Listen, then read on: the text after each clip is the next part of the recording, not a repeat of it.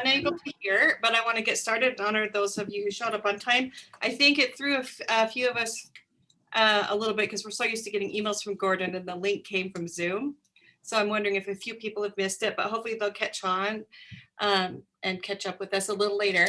So welcome to Basic Agent Financials. I see a few people on here that I've known for 10 years, so they might be a little bit bored with some of the content that we're going to provide, but I'm stoked about this class and that we have the opportunity to present it to so many people.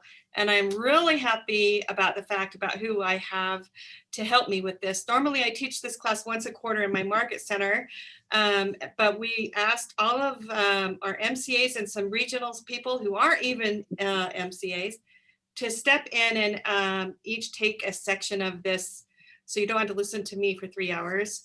And so I'm really stoked about the opportunity that you are going to have to listen to some rock stars from our region that are very passionate about your success and these things that we're going to go over today. So let me start by introducing myself. My name is Nova Lee. I am the Regional Market Center Administrator for the region, and I'm also the MCA over the Orem office.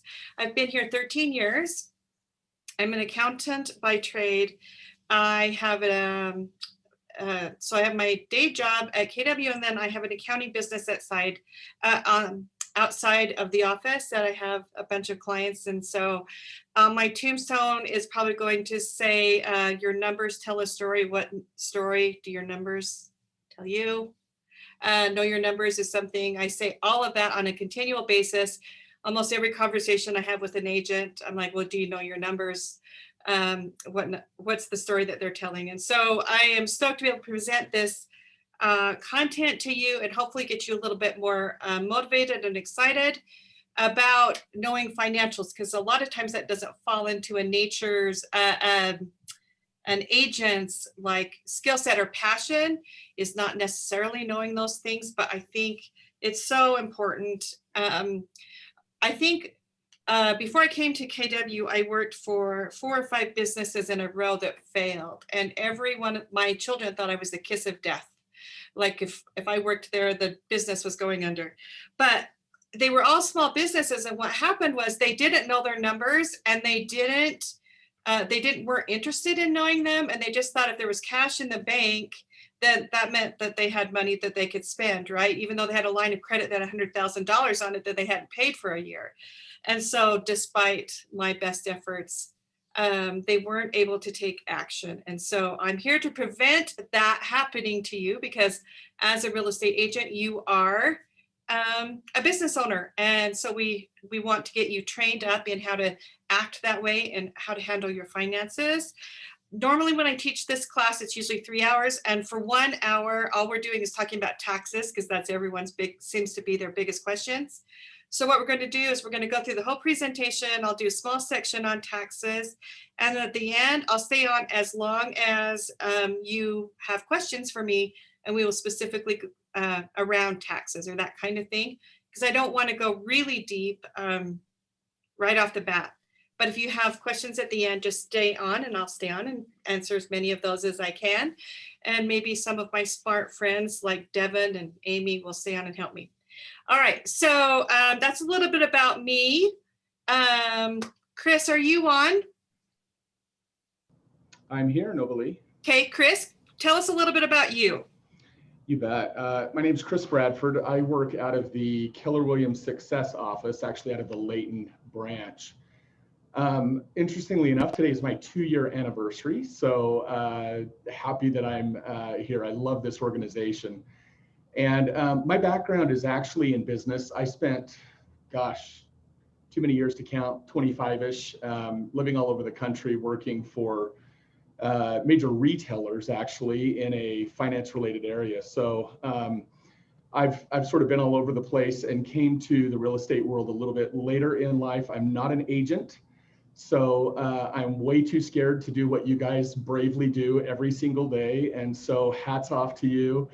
I've attempted some of those types of businesses in the past, and I'm really happy to be in a role here at the Market Center to really be able to support the agents. I love what I do. So really happy to be here. Great. Aaliyah, what about you? Find my unmute button. Hi, I'm Aaliyah. There we go. There he is. I have been with Keller Williams for, gosh, almost, well, it's been about 6.5 years. And I am with also KW Success in both Layton and South Ogden, Utah. I also help with KW St. George. But I have started my KW career over in Tempe, Arizona. And just have been around KW for probably more than 14 years. My father-in-law is an agent, and he's going on 45 years of being an agent with Keller Williams. So we have definitely seen a lot. I am currently helping him with learning command. So that's been fun. And it's just really beautiful to be part of a company that really not only stresses God, family, and business, but, displays it every day. I have 4 kids under the age of 7, and 3 of them have been born while I've been with KW. So it's definitely the company for me to be part of and still be able to have my foot with my family. That's awesome. Thank you so much. Kimber is going to come on later. Amy, what about you? You're welcome. Yeah. So I'm Amy Mcmullen. I work out of the South Valley Market Center. I've been a licensed agent for about 8 years. I am an associate broker. I came into real estate from the finance industry. I used to do internal auditing for companies to help them save money and become a healthier company. And I've been an MCA for about 3.5 years now or so. So yeah, that's me. Awesome. Thank you so much. Okay, we're gonna I would just like to have a handful of people tell me why they're taking 3 hours out of their day to talk about numbers and finances. Why are you really here on this call? I could have 5 people speak up. Because what you've got to present is really awesome and you do a great job at it. Devin is a CPA, so he's like over my head. So you must be really bored if you're going to hang out with me today, Devin. Okay, thank you. I am here. Hi. Okay, great. Why are you here? I am here because I've figured out that the more I pay attention to the numbers, the bigger my business gets. I love that. And the more I can focus on whether it's the calls, the pop buys, and now I want to move into the financial part so that I can grow the profitability. That's awesome. Appreciate that answer. I'm brand new and I just want to start my numbers out right from the beginning. I love that. Great. Thank you. 2 more. Okay, I'm going to be honest. I need the credits. I expected that answer.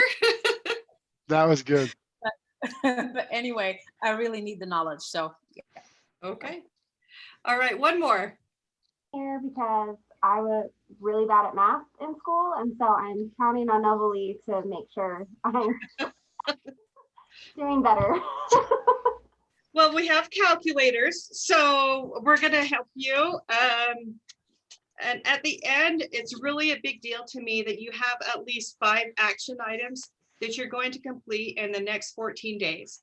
So get out a piece of paper, your manual, if you would like, but I do want 5 action items that you are going to commit to, and an accountability partner is going to help you make sure that you accomplish those things. So write down 1 through 5, and then write down who your accountability partner is going to be. And then at the end of the day, we're going to make sure that we actually take action on those. Otherwise, you've just wasted 3 hours of your day, and I don't want that, especially when I'm so passionate about your numbers and your success, right? So we want to end this call more in charge of our finances than we were when it started. And we're going to start with Chris, and he's just going to go over some basic things that KW gives you every day that you might not actually know is actually on the forms that you get. So we're going to start with Chris and turn the time over to him. Hey, Novalee, how long do they need to stay on to get credit? Oh, Gordon, that I was supposed to tell them that. Start 2.5 hours if you want the 3 CE. So Alexandra, 2.5 hours, and you can get your credit, right? But hopefully there'll be so much value you won't want to leave before then. All right, Chris, you're up. Perfect. Thank you, Novalee. Gordon, are you switching control to me? Maybe You're a co-host, so you should be able to. Awesome. Thank you. Okay, I'm going to just share the screen here. Okay. Excellent. Hope everybody can see this. So I'm fortunate enough to be able to kick this off, and kind of a fun place to start, right, is to talk about perspective. Why in the world would we address perspective first thing in a finance class? So realistically, what we're hoping to do is provide the right perspective that enables you to move forward with maybe a little bit different understanding about your relationship with real estate. And really, Novalee said it at the beginning, that the perspective that we want to share with you is, let's see if this is going to work, that you're business owners. I would guess that most of you, as you got into real estate, had a thought that I want to be a real estate agent. But in that same moment or that same breath, almost none of you said, I want to be a business owner. So unfortunately, what comes hand in hand with being a real estate agent is that there's significant accountabilities in regards to growing your business, managing the finances. And of course, some of you may have learned over time that in this kind of a world, nobody's taking your taxes out for you. Nobody's telling you what to save. Nobody's telling you what to reinvest in your business. And so that's really why we're here today, to talk about some of those things and recast your current role and your efforts as business owners and not just real estate agents. So in doing so, really, we want to talk about 6 important habits. And these are really habits that are all around developing a financially sound business. So the first thing we want to talk about. Hang on one second. There we go. Thank you. I had to mute somebody. So the first thing we want to talk about is really setting a profit goal that funds your life and really pursuing the profit goal or the activities that are required to achieve it. Now, you'll notice that I said profit goal here. I didn't say salary. I didn't say closed units. I didn't say volume. I didn't say revenue. I said profit, and profit's going to be a key word that we're going to focus on here through this section. In theory, what I want you to take away from the word profit is it's essentially what you're paying yourself out of your business, which is very different than what your commission check might actually say. So we're going to get to that and talk about that. But setting a profit goal that really helps you fund your life, and then really pursuing the specific activities to achieve the profit that you need. The second point is to estimate, save for, and pay your taxes on time. I would guess there's more than one real estate agent in the world who has really happily made money their first year. And let's say they've had a great year and they made $100,000 worth of commissions, and tax time rolled around and oops, we owe 40% to the government. That's a hard conversation. And so we don't want anybody to be in that situation. So we want to talk about that, make sure that we're saving and prepared for that. Novalee indicated that she's going to spend a lot of time on it too. I'm going to talk a little bit about sort of the process of, as you're being paid, how you sort of set that money aside for yourself. The third goal would be to use the proven models and systems of the MREA chart of accounts, which is really just the different categories of income and expense, and really understanding your money, as well as using the Career Growth Initiative, which, if you're not familiar with the Career Growth Initiative, is a tool within KW Connect that really breaks down for you, helps you understand the specific activities that you need to engage in actually quantifies the activities that you need to engage in order to actually lock in specific financial targets and goals. And number 4 is to be fiscally savvy by reviewing your financials monthly. I would say that monthly is sort of the outside time frame of reviewing your financials. You really ought to be very well connected to them and make sure that your financials are updated on a very consistent basis. And knowing your numbers has everything to do with you being able to grow your business. Pay yourself a salary. Once again, I'm going to emphasize that there's a big difference between the revenue that you generate, which is the check that you receive from the market center, and the actual profit or the money that you take out of that to fund your business and your life. And paying yourself a salary is one way to make sure that you've absolutely covered other expenses in your life, and that you're paying yourself fairly and prepared to both grow your business and to pay your taxes, for example. And then the last point is really to do this now. Prepare now. Make sure that you're doing this now for your financially secure future. Doing this now is all about providing that security and giving you the amount of time necessary really to grow your business over the course of your career. Okay, let's move forward and talk a little bit about some examples of financial health. So if you were to look at your financial picture, okay, and say to yourself, oh dear, my financial picture inhibits opportunity and growth, or it reduces my effectiveness, or it saps time away from me, or it creates stress in my life, or it's overly expensive and I don't have my expenses under control. These would definitely be symptoms of something that is an unsound financial strategy. If you're feeling and relating to any of these points, there's opportunities to change some of your habits. In more of a healthy or financially sound environment, you're going to be worry and stress-free as it relates to your finances. Your finances would allow you to take advantage of opportunities. They would free you up to do more. So, you might be in such a financial position that you could actually spend 20% of your time in other pursuits or passions that you have. A healthy financial environment is going to be a situation where money is working for you. And it's also going to provide you that security that we talked about. It's going to prepare you for challenging times ahead. A lot of agents have been dealing with that over the last year.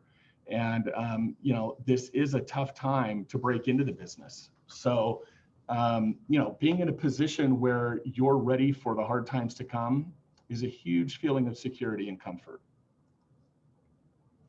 Let's take a look at a few specific examples as it relates to managing your funds. So let's take the example of Mary here, who closed a transaction and received a $9,000 commission, okay?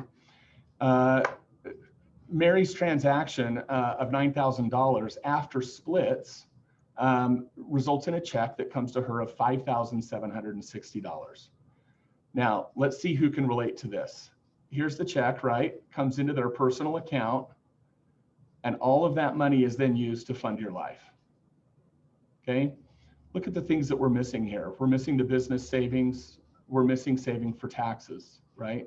So this puts Mary in a situation where she's spending this money and is now going to be unprepared for the growth opportunities that she's going to want and to pay important obligations that she has. That same scenario can be broken down differently, whereas Mary can get her $9,000 commission, get her check of $5,760. That can go directly into a business account.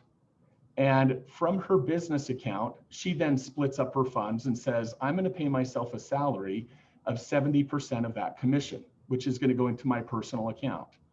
I'm going to save 30% of that to grow my business.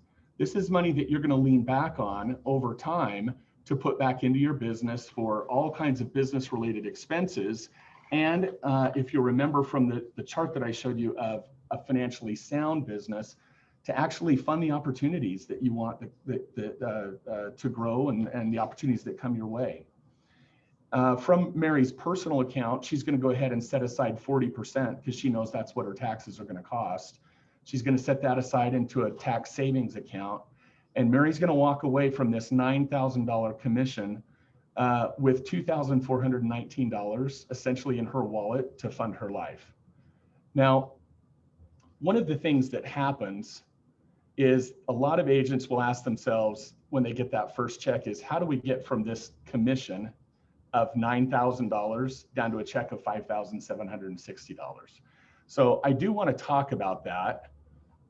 This just sort of lays this transaction out again, but let's jump into talking about DAs for just a minute. Hey, Chris, Eden Yeah. says we can't be too specific and go over a DA based on the CE credits. We might have to have another class where we specifically talk about that. Oh, okay. So you want me to not go through these? Yeah, let's skip that, unfortunately, because I know that was it's a huge value proposition, but maybe we can record that and send it out later to just Okay. the KW agents. Okay, that works. Let's just go. We'll skip over the DAs. So Sorry. no, that's okay. That's okay. So the short version of a DA is essentially that it's a document. For those of you that want to know what they are, it's essentially a document that just breaks out how you're paid. So obviously this is something that we'll provide more detail on down the road, but just know that the document exists that actually provides specific information about how your check is actually broken out. So just in looking at your numbers, just remember your numbers tell a story, okay? And so what do your numbers say about you? There's lots of numbers that we can look at. These numbers are going to tell a story. So your gross commission income is going to tell a story. The volume, the units in the closed deals. But what we're really talking about when it comes to a financial overview and a financial conversation and managing your agent finances is this line, which is profit. So your net income and your profit is really what you're paying yourself with, okay? So what we're talking about is, how do you manage your income and your business activities in such a way that you're hitting the profit goals that you have? So in looking at your numbers, we challenge you to make sure that you're looking at the right numbers. Imagine the possibilities, right, of setting that profit goal. What are you going to do with your profit? You're going to fund your life. You're going to be able to grow your business to be at the level that you want it to be and invest in your future and actually provide a legacy for your family. There's an activity, I'm going to go ahead and pause right now, and there's an activity that's going to take about, we're going to take about 5 minutes for this activity. And I want everybody to jump into it. It's on page 9, and it's the financial fitness assessment. And as you're going through this, I want you to just think for a minute about your own finances and sort of how these questions make you feel. So let's take 5 minutes and jump into that for just a minute, starting now.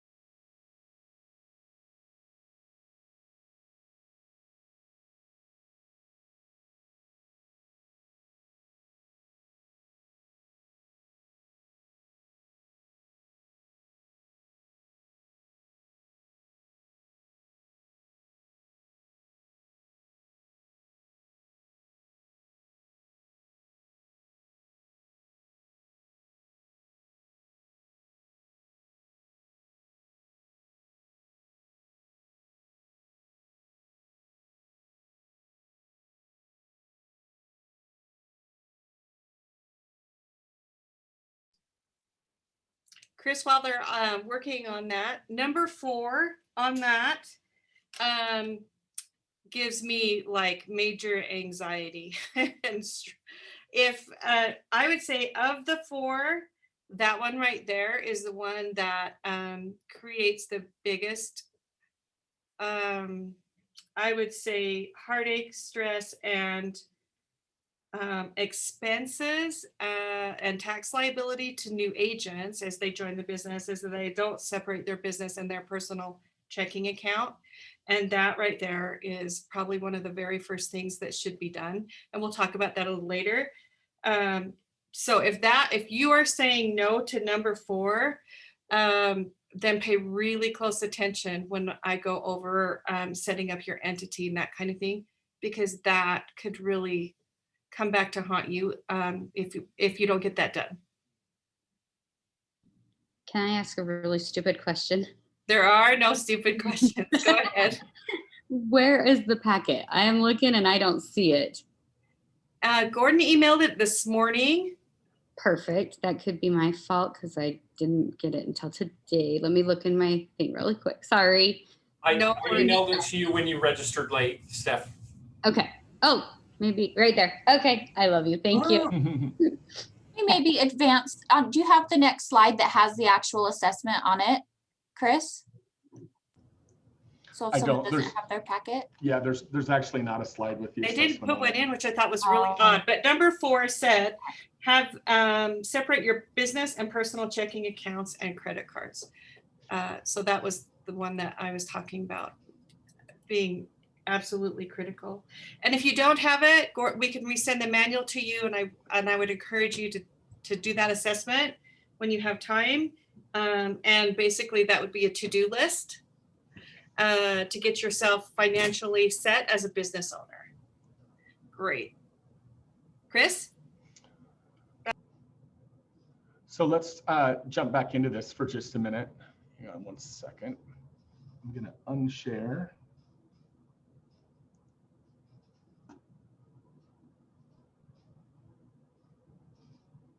Gordon, how come I can't unshare? Try escape. Try escape. Or under the share screen, Yeah. if you click the arrow up, I think it goes unshare. Yeah, it doesn't actually, it's not actually giving me that option. Oh boy. Yeah. Let's see. Oh, sorry, I found it here. Okay. Okay, finally, yeah, that was a weird setting. I'm sorry about that. So, let's hear from a few of you. Let's take just a couple of minutes and hear from a few of you, sort of how that feels to take that assessment. Anybody want to be brave and sort of jump into that? What was the question again? Yeah, if you took the assessment, how did it feel to you sort of personally to take that assessment? Was it comfortable? Did you feel like the answers were things that were comfortable, or does it make you think a little bit and pause? No, it makes you think. I mean, I've started taking certain actions, but I'm taking this class to learn more about it. I mean, I have a business checking, business savings, and I do pay myself, do take owner draws, but I have not yet done the percentage for taxes, because last year I pretty much, I had enough write-offs to cover all that, but I want to be able to make a profit, and I need to know how to do that. So it's a great class to be taken. It's a good Great. feeling like, yes, you need to do it. Right. Well, I don't do that, but I need to do it. Hopefully it's motivating, and there's things that we're going to be able to realistically say we're not great at it, and there's other things that we think we're doing pretty well. But the takeaway is that it should help drive some of your behaviors moving forward to just make some corrections in your overall financial strategy. Anybody else want to share anything? Any ahas from taking the assessment? I do. This is Cheryl. Yeah, Cheryl. Doing all of that, the one thing that stands out to me that really I need to focus more on is number 13, know the average cost of each of your transactions. That's kind of huge. I think that's a big aha. Yeah. As you look at that, it really does sort of help drive the direction that you want to take your business as far as units or cost per unit sold. I think that's really interesting. Cheryl, would that help you consider how you may negotiate a commission rate, whether you're going to protect 3% or concede a little bit on that? Yes, absolutely. I am a big proponent of always 3% or more if possible. Right. Yes, 3%. But also in the direction that you're going in, how do you get a balance if you want to increase your commissions If you only focus on a certain price point, are you then losing business on the back end by not, spreading it, if that makes sense? Do you understand what I'm saying? Where Right. you're diversifying your focus also. Right. Thank you. I know that there was David Chow. Did you raise your hand that you wanted to comment? Oh, I just didn't realize about the MREA in comparison, those margins. Everything else I was able to do or already done. Gotcha. Can I ask what an MREA chart is? Yeah, the MREA chart of accounts is standardized accounting language essentially for how you sort of track your profit loss statements. And I want to say that in the back of the MREA book, there's quite a large section that actually shows all of those accounts. Nobly, you know more about it than I do. Yeah. Amy's going to talk about that too. Yeah. Oh, okay. So the last thing I want to do is pause for just a minute. Now that you've sort of taken the financial fitness assessment, I want to pause for just a minute and just actually say, so what are you going to achieve now taking this course? So think down think and write down a few action points that just from taking the financial assessment, you want to really focus on coming out of this. Let's take just a couple of minutes and do that.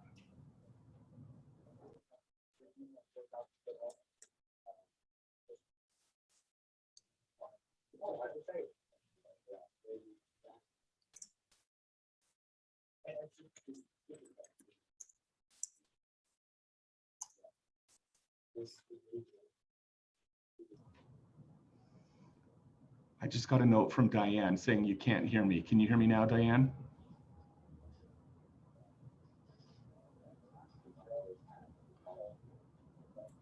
Nope, no response. Okay. Anybody have anything they want to share that's a takeaway? So David's saying here in the chat, focus on using MRE chart of accounts, comparing the margins with the MREA. That's great.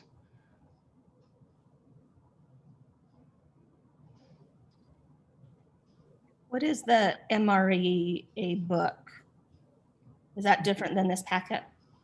Right. So the MREA book is the Millionaire Real Estate agent or Millionaire Real Estate Agent book that is sort of part of Keller Williams' lifeblood, really. So, yeah. Michelle, I'm not sure what market center you're in, but get with anybody in your office and let's get you a copy of that book. Hey, sometimes we can't memorize all the acronyms that are at Keller Williams. She knows what the MREA is. I have the book. You have the book. Now I know that it's Robert. Your lingo here. We got to keep the lingo down. Gotcha. Thanks, Robert. Well, thanks everybody. I'm going to go ahead and turn the time back over to Gordon. I'm not quite sure who's next, so I'll actually have you take it back over and go to the next section.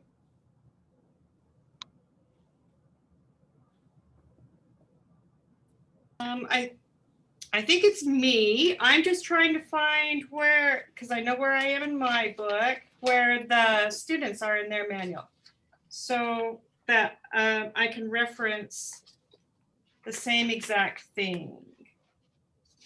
So I'm going to start on page 19. So if you have your manual, let's flip to 19.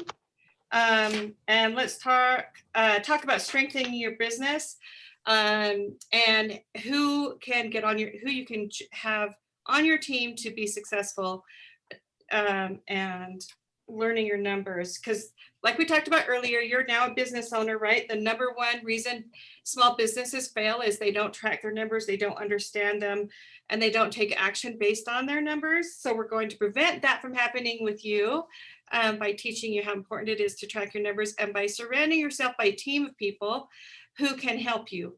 A lot of my clients happen to be real estate agents, and they don't want to do the day-to-day itemizing every transaction and that kind of thing. It's just isn't their favorite thing to do. It's not the best use of their time or most return on their money. So they hire people to do that.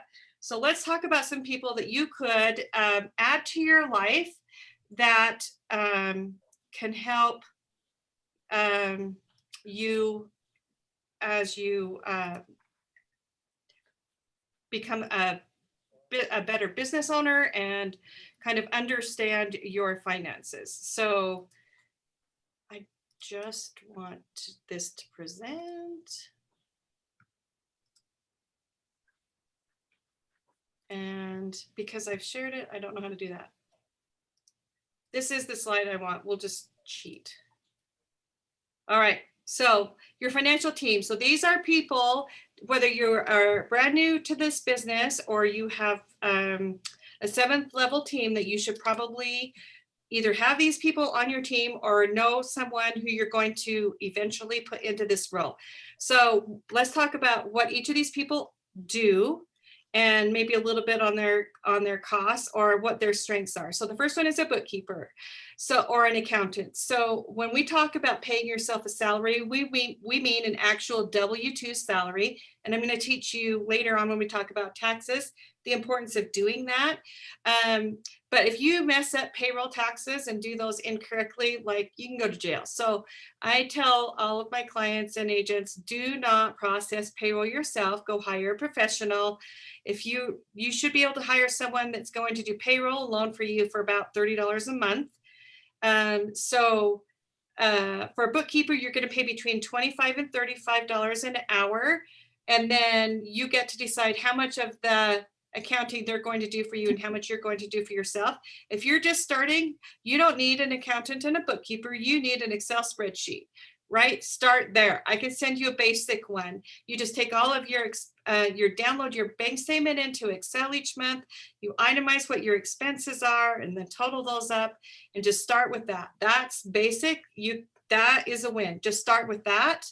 Then the next step would be something like maybe Quicken. Quicken is free, and just tie that to your business bank account. And then you can itemize your expenses and track how you're doing in something like that. Once you're producing more of an income, because we lead with revenue, right? You could invest in something like QuickBooks. I recommend QuickBooks Online. It's gone up. It used to be $25 a month. It's up to about $45 now. But what I like about QuickBooks Online is my real estate agent can be in it and I can be in it at the same time. And we work together to make sure that things are itemized correctly, that we're looking at the same reports, and we are looking at it every month as an accountability. We have an accountability meeting, and that way I know that they know what action items they need to take based on what the numbers were that month. But those people, we're usually talking, their GCI is around 50,000 before they're interested in working with someone like me. Before then, Excel, Quicken, something like that would be enough. I highly recommend a CPA or a tax advisor. I recommend that you have someone, not that does it on the side, but that's their main focus.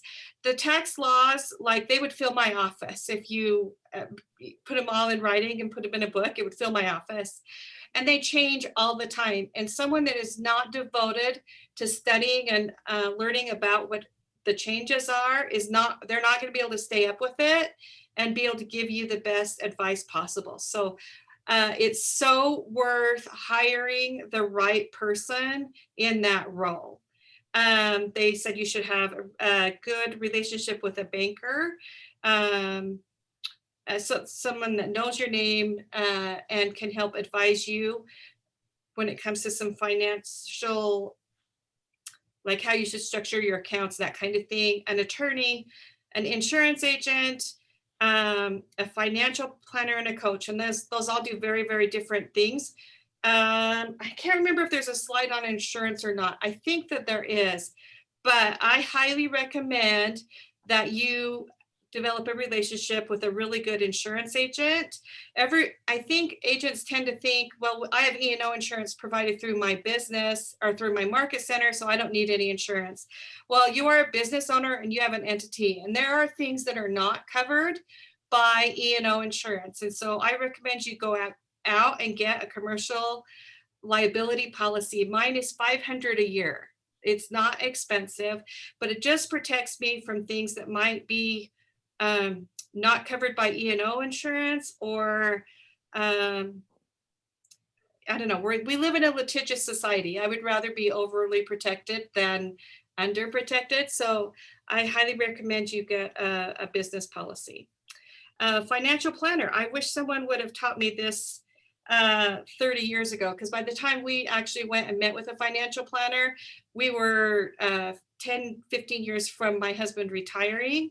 And now we're going to end up working for a lot longer because we didn't meet with that person soon enough and make decisions based on that person's advice early enough. And it was actually pretty inexpensive for a consultation. It's not like you go in every month. We just went in actually once a year for a couple of years until we came up with the plan that we were going to move forward on. And then a coach, obviously someone that can help you make sure that you're on track, that you're reviewing things with finances, just like you do in any other part of your business. Just find someone who has financial knowledge at a high level that can help you, guide you through getting these things set up. So shop around, find the best person, go talk to 5 people and get a recommendation. I used to recommend, I have a couple of tax guys, CPAs that I recommend, and I, depending on your production, is who I send them to, right? Because the first guy is really cheap, inexpensive, and does very basic returns. On the other end, someone who has real estate investment, rental properties, several entities, and businesses, I send them to a totally different person. So go talk to someone go talk to 5 different people and get all of their opinions on someone that's really good, because word of mouth really is a big deal. When it comes to insurance, I want to talk about more than the E&O. I want you to get a business liability policy. Make sure that your auto insurance is up to date and that it protects you if you were to get in an accident while you were showing homes or something like that. Make sure that that is covered under your auto policy, and you need to ask your agent if that is the case or not, because it's not always the case. If they find out that you were acting as a real estate agent and it's not covered under that particular policy and you're not covered, then your personal assets are at risk. So talk to your insurance agent on that.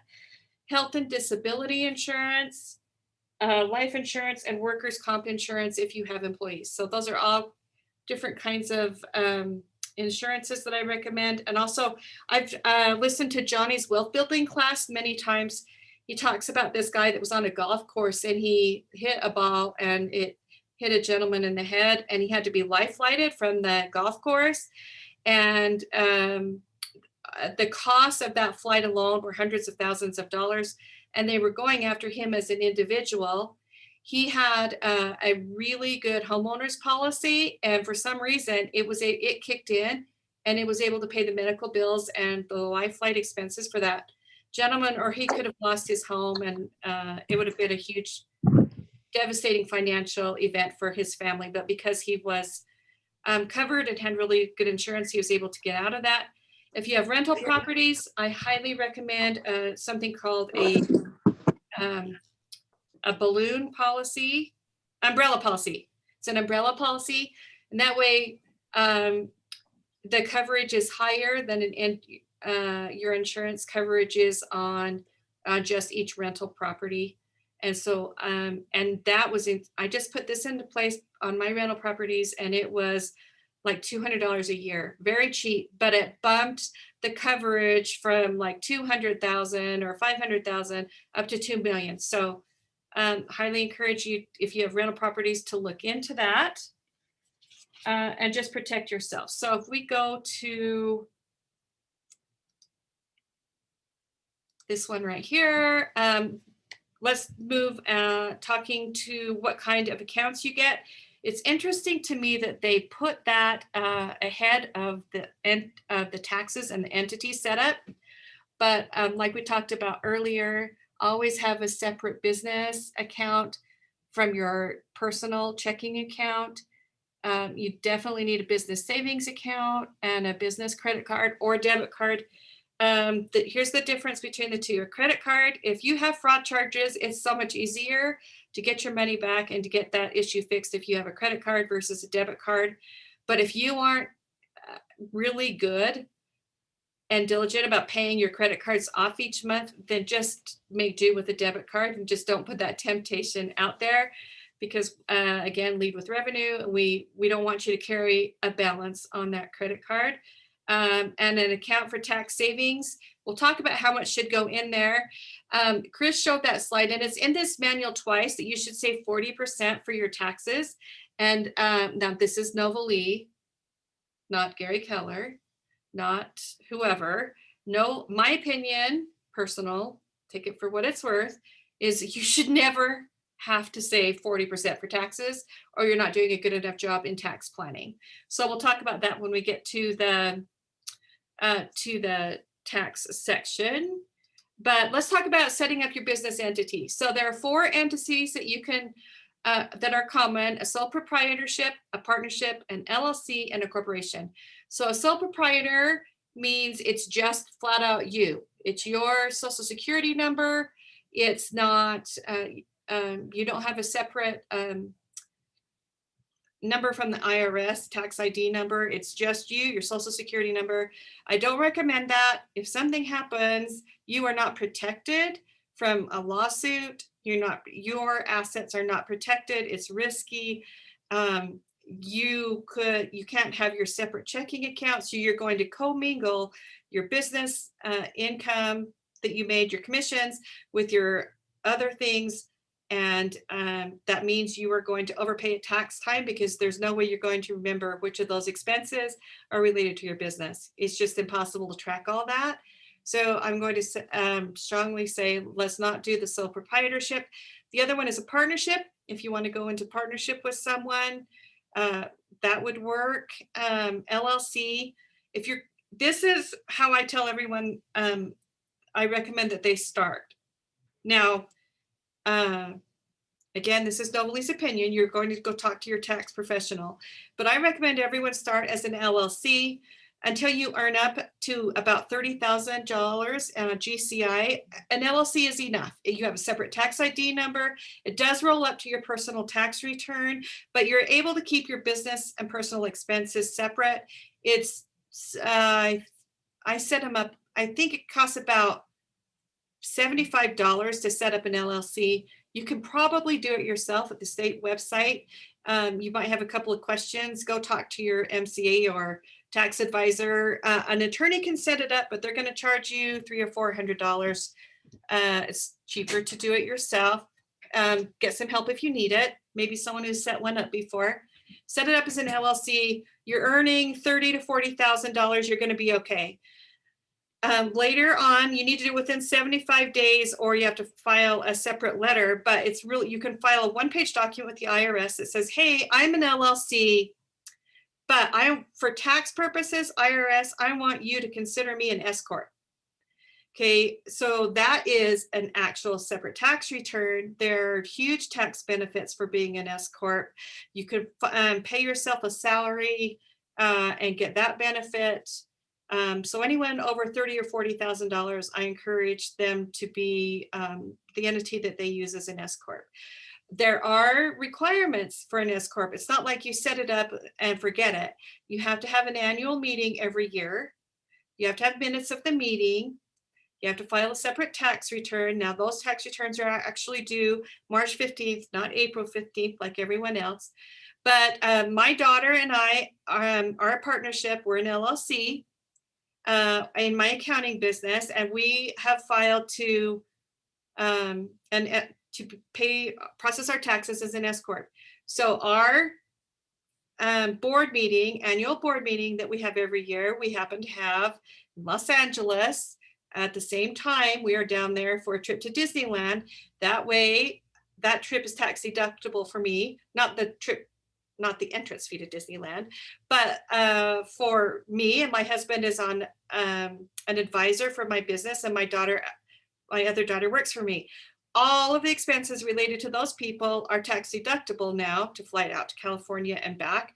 Based on, that's our annual meeting. We take minutes of the meeting, we keep them in a file, And then if we were ever audited, we can prove, yes, we are actually running an official business here and minding our P's and Q's when it comes to the S Corp requirements. And those are available on the internet. You just need to search for them. It's not that hard, but it does take work. You do need someone to make sure you are a business owner. Just make sure that you're doing all of the things that you need to in order to qualify that for the S Corp. Because if you don't do those things, if you don't hold your annual meeting, you don't have minutes of the meeting, that kind of thing, they can come back and go, hey, you were just trying to avoid taxes. And so we're just going to make you pretend you're a sole proprietor and you're going to have to owe us a lot of money. So I don't want that to happen to any of you. So make sure that if you do go the S Corp route, that you do all of the requirements that you need to do in order to be an S Corp. So any questions on setting up your business entity so far? It should be, I got my license, next step, set up your business entity, right? It should happen that quickly. Even if you, right, and LLC would probably be your first step because it's the basic, it's cheap, and it offers you some protection. Any questions on that? I have a question. Okay, Janet, you go first, and then, and your name isn't showing up. So I come to you in your pink shirt, just a second. Janet, what was your question? So I still am wondering, so that a lot of this stuff is going by the GCI instead of what you're actually getting. And so I'm having a little frustration that we didn't get to cover that part with why, you know, what's taken out of the GCI, because that's going to help us with our goal. Okay. So let's talk about that after, but I mean GCI when I say that, right? So if it's an $8,000 commission check, that's what I'm saying, that 30,000, like it counts towards that. Not net, not your net amount. So stay on after, and I'll go over the deductions that get you from the 8,000 down to the amount that you actually get. We'll go over that at the end of the call. Okay. My question was, like, if you could specifically give, like you said, there's tax benefits, but I feel like I hear a lot of conflicting advice as far as being an LLC versus an S Corp. Can you give just a little bit more information on why you recommend doing it that way? Well, there is, like, you're going to pay, I think that there's a slide that shows the difference in taxes. I can't remember if I left it in or not. I think I did, Sarah. So we'll come back to that. Here's another thing to take into consideration. It also depends on factors that affect your financial life away from this business. So my husband was a W-2 income earner for the whole time that I've been at KW. So he paid in out of every check, he paid into income tax. We claimed 0, so a lot was taken out. So that affected what business I set up, because my tax liability was somewhat covered by what he did, right? So that's why I say you need to go to your tax advisor and that knows all of your financial life that rolls into your tax return, and let him tell you which one would be best to do. But after meeting with many CPAs and talking to them about this, those are the two most common. There are other ways of doing it, but those are the two most common. Did that help a little bit, Sarah? Okay, and so at the end, when we go over the difference on a check, make sure that answers your question. And if not, stay after, and I will, I'll go over a specific example with you. Perfect, thank you. Question on that. So I'm a newer agent, only had my license for under a year. I haven't done any of this, which is, my mistake, but I am looking to make a move from Utah to North Carolina. Would you recommend doing all of this upon getting to North Carolina? Would you recommend like getting an LLC incorporated now? How soon are you planning on moving? 6 months. Yeah, I would wait. Okay. I would wait. Because everything that, I mean, if you create an entity, if you create an LLC, I believe you don't have to file a tax return if you don't have any income, but you have to, if you set up an S Corp, whether you have income or not, you have to file that tax return. So yeah, don't create work that, if it's just going to be for 6 weeks or 6 months, right? Okay, perfect. So we're going to conquer this tax situation. So these are tax dates for your estimated taxes. This usually applies to people around 75 to 100,000. They need to start making prepayments of their taxes. Again, an S Corp is going to change and affect some of this. So work with your CPA to find out exactly how that's going to work. But your S Corp tax return, I really want you to write that down. If you do go the S Corp route, that tax return is due March 15th. Don't wait till April 15th or it's going to be late. But this is for these dates are for estimated taxes. And that's when you just, unfortunately, you write a check to the state and to the IRS saying, this is how much I think my taxes will be for this quarter. I have a lot of people who go to their tax guy at the end of the year and go, okay, here's everything. Now tell me how much I owe. And if that's the tax guy that you have, then you have the wrong tax guy. The tax people that I recommend, they meet with you every quarter. And they see what your production is. They see what your expenses are. They can estimate then legitimately what your quarterly taxes will be, if any. And they can make adjustments based on that. They can adjust your salary up or down, that kind of thing. So find a tax person that is willing to meet with you once a quarter, not just at the end of the year when you're filing your tax return. Does that make sense? Because you could end up owing $100,000. One of our agents did. She didn't go in throughout the year. She had a tax liability of $100,000 at the end of the year, and that was very sad and concerning for her. So I don't want you to be in that situation. Go in every quarter. Hi. So, question, go ahead. Yeah, my name is Alex. I'm a new agent and want to find out if I don't make any money my first quarter or first 2 quarters, even if I have no transactions closed, then do I still need to go through this process or wait until I have my first transaction closed before I do that? Now, I want you to do some of the planning and figuring out how you're going to track your income and expenses all of that can be done now, but meeting with your tax guy, probably you can put that off, right? Because you don't have the income yet to discuss. So not declare, like if I just have expenses to declare, but no income, then I don't file quarterly. Okay, so this would be my recommendation then, at least open a separate bank account and only run expenses for your business through that. So when you contribute to that, write it down, like I donated business to this checking, or I donated cash to this checking account, sorry. And all of your expenses come from there. So at least when you're ready to go file your taxes, you're going to have all of your deductions in one spot. Otherwise, you're going to have some I used this personal credit card and some I used my personal debit card and some I used on the business and some I did here. And you're never going to remember everything and have all of those deductions accounted for if they're not all in one spot. Does that make sense? Yeah, sort of. So are you suggesting that I do need to file taxes even if I don't have any income, if I just simply have expenses? Yes, you can do that on a personal tax return. You can write those off. Okay, so I need to make expected the quarterly thing. I need to file quarterly. No, usually CPA will say you have to make, Marita, I'm gonna get it right to you. You need to make over $50,000 before you have to do the prepayment of taxes. But again, talk to whoever files your tax return because it does depend on your, the rest of your financial life. Okay, thanks. Is it Marita? Did you have a question? Yes, it's Marita. My question is, if I am paying myself a salary, my husband and I are both agents, we pay ourselves a salary.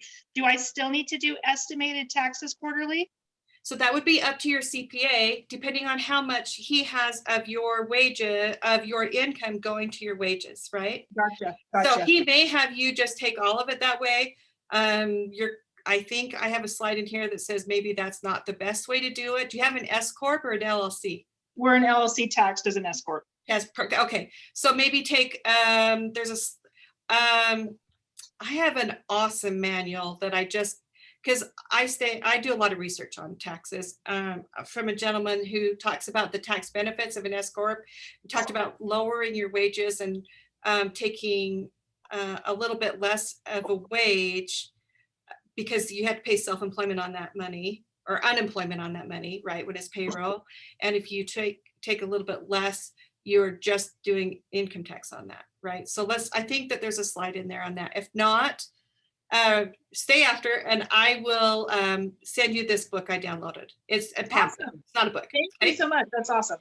Okay, so this is a really big quote, important quote to me, and I want it to really resonate with you. Tax planning is not tax preparation, and it will not work if it's done at the end of the year or the time of filing your taxes. If you walk in to file your taxes and you put a shoebox of receipts on the desk and say, here you go. Number one, your tax person is going to charge you an arm and a leg. Number two, you are going to have no clue where you stand. You're going to pay more taxes than you need to. And that's a lot of anxiety for, well, I'm an SC, like that would give me tremendous stress and anxiety if I didn't know where I was standing throughout the year. So tax planning, everybody does tax preparation, right? Tax planning is what we're missing, I think, a lot as business owners. And so that's what I want you, an action item is to really focus on your tax planning in advance so that you pay less money to the government, because maybe it's just my opinion, but I would rather keep it than send it over there to the IRS. So let's quickly go over the three different kinds of taxes, because sometimes it can be really confusing. So income tax, federal, state, we don't have local here, well, at least that I know of. So that's on your tax return at the end, that is the IRS, that's the state of Utah, that's income tax. Self-employment tax is if you pay yourself just 1099 income, the IRS says, well, wait a minute, you're actually an employee, so you need to write me a check for 15.3%, and that's FICA, Medicare, federal employment, that kind of stuff.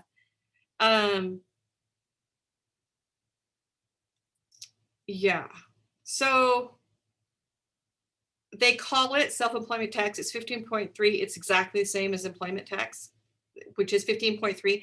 But if you're an employee, your business pays covers half of that, and the employer pays half, employee pays half. So it just depends on how you have things structured. Albert Einstein said the hardest thing in the world to understand is income tax. And there's a whole company or a whole building in Ogden that houses people that think they know absolutely everything, and you do not want to get in a dispute with them.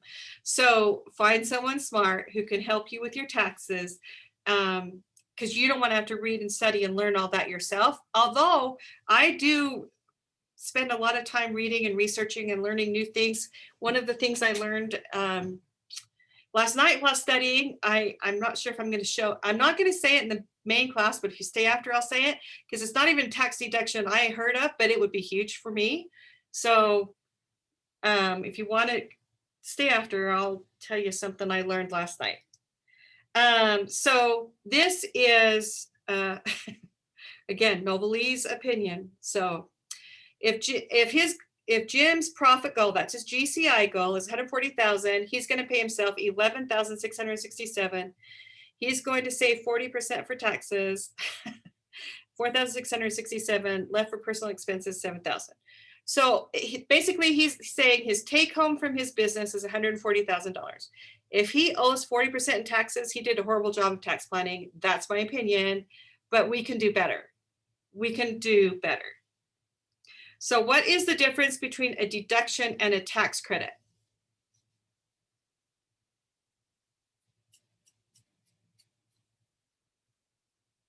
Anybody know? A deduction. Oh, go ahead. A deduction would just be subtracted from your gross revenue, your gross income, and then you would be taxed at it at whatever your rate is. A tax credit would be a dollar-to-dollar deduction from whatever tax you owe. Right. So something like we put, I guess Johnny doesn't care this, but if I share this, but we put $400,000 in solar on this building. There was a major tax benefit to doing that, and it was not a deduction, it was a tax credit. So that year, it took a couple years to get rid of that tax credit, to have to use it all up, right, on the building. So if you have, we need to look at and plan for and track our deductions and also things that can be tax credits, right? I just wanted you to understand a little bit of the difference for those. And Peter and Devin were both right. Deductions reduce your taxable income, so you pay less tax, and credits reduce your taxes. So look at some personal and business expenses. So accountant fees, if you pay for your CPA to do your tax return for your business, yes, that is a business expense. Automobile and gas. I don't know about you, but you, as a real estate agent, you probably drive. Sometimes you're driving for personal reasons, and sometimes you're driving for business reasons. And you have to be able to account for the difference, right? Because you can write off the business, but not the personal. So it's just choose a method to track it and just be consistent at it. So who can tell me how they track their auto expenses? Give me a couple of ideas. Mileage. Okay, you can track your mileage. And how do you do that? There's an app called Mile IQ. Mile IQ, I've heard great things about that. Who else uses a different method? I track my miles in QuickBooks. QuickBooks, okay, great. I just have a sheet in my car. Yeah, sheet in your car, that works, okay? But whatever it is, you just have to use it, because if you use it only a third of the time, you're only gonna get a third of the deduction, right? You just have to choose whatever works best for you, whatever it is, make it incredibly easy to do, right? If you're going to be if it's going to be a sheet of paper, make sure that sheet of paper with a pen is always at your fingertips in your car. If you're going to use software, have it at your fingertips. It needs to be really convenient. Obviously, business credit cards would be a business expense. Your cell phone is both. I think with the elimination of a lot of us with our home phones, it's actually more, I write all of my cell phone off, but talk to your CPA before you do anything and figure out what their opinion is. Clothing. So this one drives me bonkers, because if I didn't have a full-time job and have to come to the office, I would live in sweats at home 24/7, but I feel like I can't do that. I have to represent the office well. So I actually dress up when I come to the office. I think that should be deductible. Unfortunately, it isn't, unless you put a logo on it. If you put so you'll see Johnny wearing Spoko t-shirts or Clay wearing a Red Sign t-shirt. Those kinds of things are deductible if they have your logo on it. Any questions on that? Okay, is your computer tax deductible? Yes. So I talked to someone once who had an audit. Maybe it was an article I read, and the IRS walked into their home office to their nice big computer and pulled up their browsing history, and they found browsing history from some games or whatever sites that they had been watching. And because of that, they totally declined the home office deduction. Because they said you weren't using your home office just for work, and they wouldn't cover the computer deduction either. Let me just say this. if you're going to be audited by the IRS, it is not a surprise they show up on your door and you show them to your office. And that's all I'm going to say about that. You'll be notified in advance. If you want to check your browsing history, then that's up to you. Groceries, that's a personal expense. Obviously, health insurance, if you have an S Corp, you can write off your health insurance. However, you have to do it on your pay stub. So have whoever's doing your payroll needs to know how to do that correctly. We'll talk a little bit about that later. Your home mortgage or rent is personal. However, you can deduct the home office. And utilities, meals. Okay, so they did change the rule on meals a couple of years ago where it's only 50% tax deductible. Every meal I have is with a potential client, a member of my board of directors for my accounting business, or somehow related to business because I employ half my family. Those meals are advertising and promotion and growth of the business. Advertising expenses are written off at 100%. Meals are not. Meals are 50%. So it depends on how you classify that expense. But as long as you are discussing business, according to, and I verified this with 2 CPAs, talk to yours and make sure that he or she is one of them.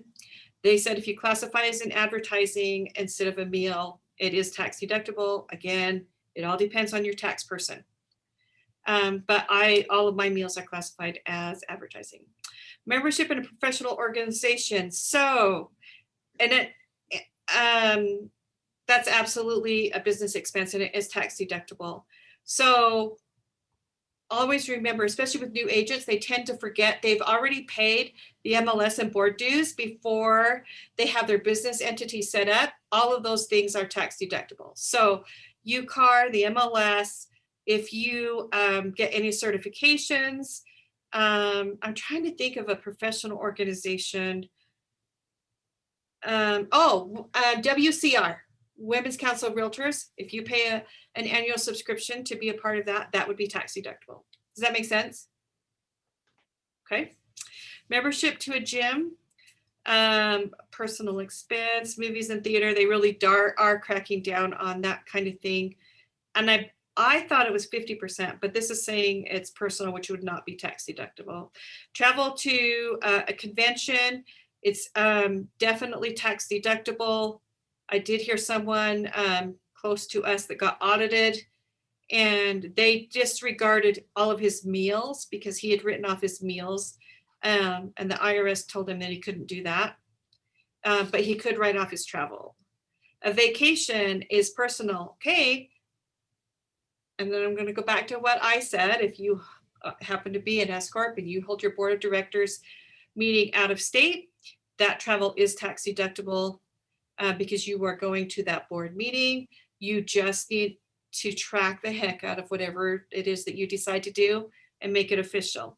Website fees, if you have a website for your business, of course, that is tax deductible. Okay, any questions on that? How do you provide documentation for things like utilities? Do you need to keep your utilities bills in a special deductions folder? I take they changed the rules on the home office a couple of years ago, and I think there's just one $2,000 or $25, maybe Devin knows more on this, but deduction, and it didn't matter what your actual expenses were, there was just a flat fee. So I track that because I'm an accountant and I want to know what my numbers are. So I have a personal profit and loss statement that has all of my expenses on it. So I have it, but you could also print that off if you ever wanted, if you ever needed it for an audit for any reason, you could always download that. Just scan everything. That's what I do. Just scan everything to folders and then it's always there. I've noticed that meals, a lot of restaurants, the ink on the receipts fades over time. So if you just throw your receipts in a box and say, okay, well, if I'm audited 5 years down the road, every receipt is in there, those are going to fade over time. You'll pull it out and it'll be a blank piece of paper. So scan those or take a picture of it with your phone and then just have a folder that all of those go into. You could do that easily enough. Or, you know, if you have a home scanner, scan it into a folder or something. Just don't depend on that ink because it will fade. Okay, so basically, there is a place in when you go into your taxes to select the flat fee for utilities. Yeah, and your CPA will help you with that for sure. Okay, thanks. So this is Tony in Salt Lake. If you're going to, let's say, Missouri, Lake of the Ozarks, your brother's paying for the thing, but you got to pay your part. Every day you're logging in to your virtual assistant and doing business with your phone and do your LLC, but part of it's business, part of it's personal. How do you do that when you're working away from home? Yeah, I think that the IRS is probably going to have to change how they quantify that, because in the past it has been, if you didn't transact business, Aaron Kohler is he's big here in Utah, and he says if you don't actually buy a home when you are visiting another town, that trip is not deductible. In the past, it's been really hard to get that kind of thing approved. But with everyone working virtually, I think the IRS may have to change that. I would strongly suggest that you ask your CPA how they feel about that, and maybe how you could prove that you were doing work while you were there. Because they're going to want to know why the business required you to make that trip, right? And if the reason for the trip is personal, I'm pretty sure you're going to struggle to get that approved. However, Mark Kohler says that, it's Aaron Kohler, I think. His wife's parents live in Denver, and they used to go visit them all the time. They bought a rental property in Denver so that every time they made a trip, they would go check on their rental property. And that trip was then tax deductible because it was made for a business reason. So it's just doing your research and planning things out well in advance, and talk to your CPA. Thank you. So in general, the burden of proof is on the taxpayer. So if you can prove, like for travel, that you had a main purpose to travel, like in that one, Mark Kohler or whoever it is, that he went to check on his rental property, and at least one day, the majority of that day is what he was doing, then he can write off the travel, but then he'd have to substantiate other days, like going to the Ozarks or whatever. Right. So maybe they would allow him one day in the hotel would be able to be written off, but then a couple of other days not. Like UAR holds theirs in Hawaii every couple of years, their annual convention. So if you go and the convention is 3 days and you stay 2 weeks, they're not going to let you write off 2 weeks. Does that make sense? They're going to, like, the portion of the time that they think you were actually there for business, you're going to be able to write off, but a full 2 weeks you wouldn't be able to. So the goal isn't to like defraud them. The goal is to pay as little as fair. If that makes any sense. Okay, so let's talk a little bit about an S Corp if you do decide to go that route. I almost hesitate to do this part because it doesn't apply to everyone. Maybe we'll talk about this for those who want a more advanced agent financials at the end. This S Corp and why have one.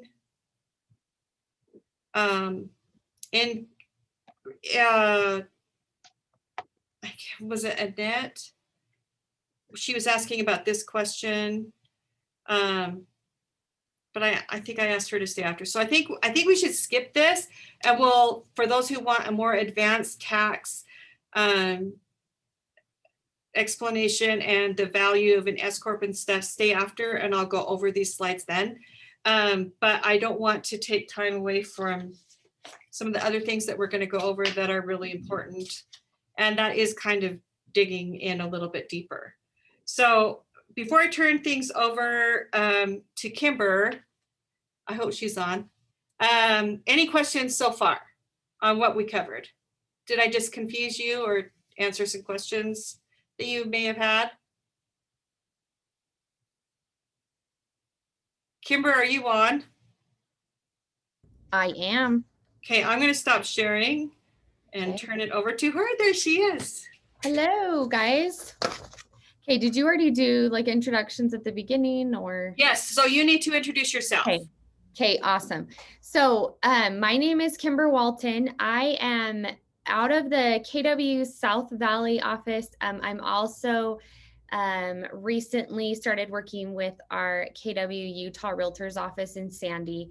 I have been a part of Keller Williams for 7 years, been in real estate just as long, and then I have been licensed about a year. So that is my my background, or you're like, wait, why are you here then? I was an MCA, the role similar to Novely and all of these other instructors for 3.5 years at this office. So I have a lot of that knowledge. Recently, moving over into a technology focused role. However, I work with real estate agents, and I am a real estate agent, and I do that every single day. And so a big part and focus of that in our businesses is planning and tracking, right? So if we don't have a plan, then none of this cool stuff, we won't have anything to send our CPA because we wouldn't have closed any business, right? So we're going to talk about just breaking down like our goals versus actual. That's going to be the first thing that we cover. And then I'm going to say this, and don't let your eyes glaze over. We're going to talk about a P&L and a balance sheet. Balance sheet, we're not going to dig in too much in this class. That being said, usually when I talk about those things, I get a little bit more of that response, that kind of, oh my gosh, no, that's something that my accountant does. That's something that someone else does, right? That's not me. That being said, having a big picture knowledge of the percentages of all of your expenses, where you're spending your money. If you're an agent that runs a team, what is the money you're giving to your, what's the splits you're paying to your listing agents, buyer's agents? Those are all tied into your overall numbers. And so that's why we're just going to break this down and hopefully give you guys a good structure. So we'll talk about goals first. Let me just share my screen and get kind of oriented here. Hold on. Let's see, where are you? I had it ready and now I don't. There we go. Okay. So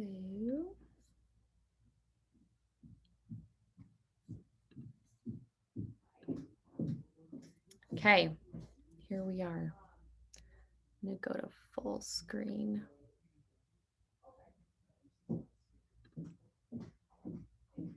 Okay, hopefully you can see that. So goals versus actual. So goals are what you expect to hit based on your big vision, right? Your big life. Actuals are what you will actually hit. So based on activities that you engage in. Okay. So, oh, I don't want to go. Hold on, backspace. There we go. Okay, so this is a really good resource that I want to give you guys. I'm going to put it in the chat. I'll probably put it in the chat right at the end. There is a resource of something that I use a lot.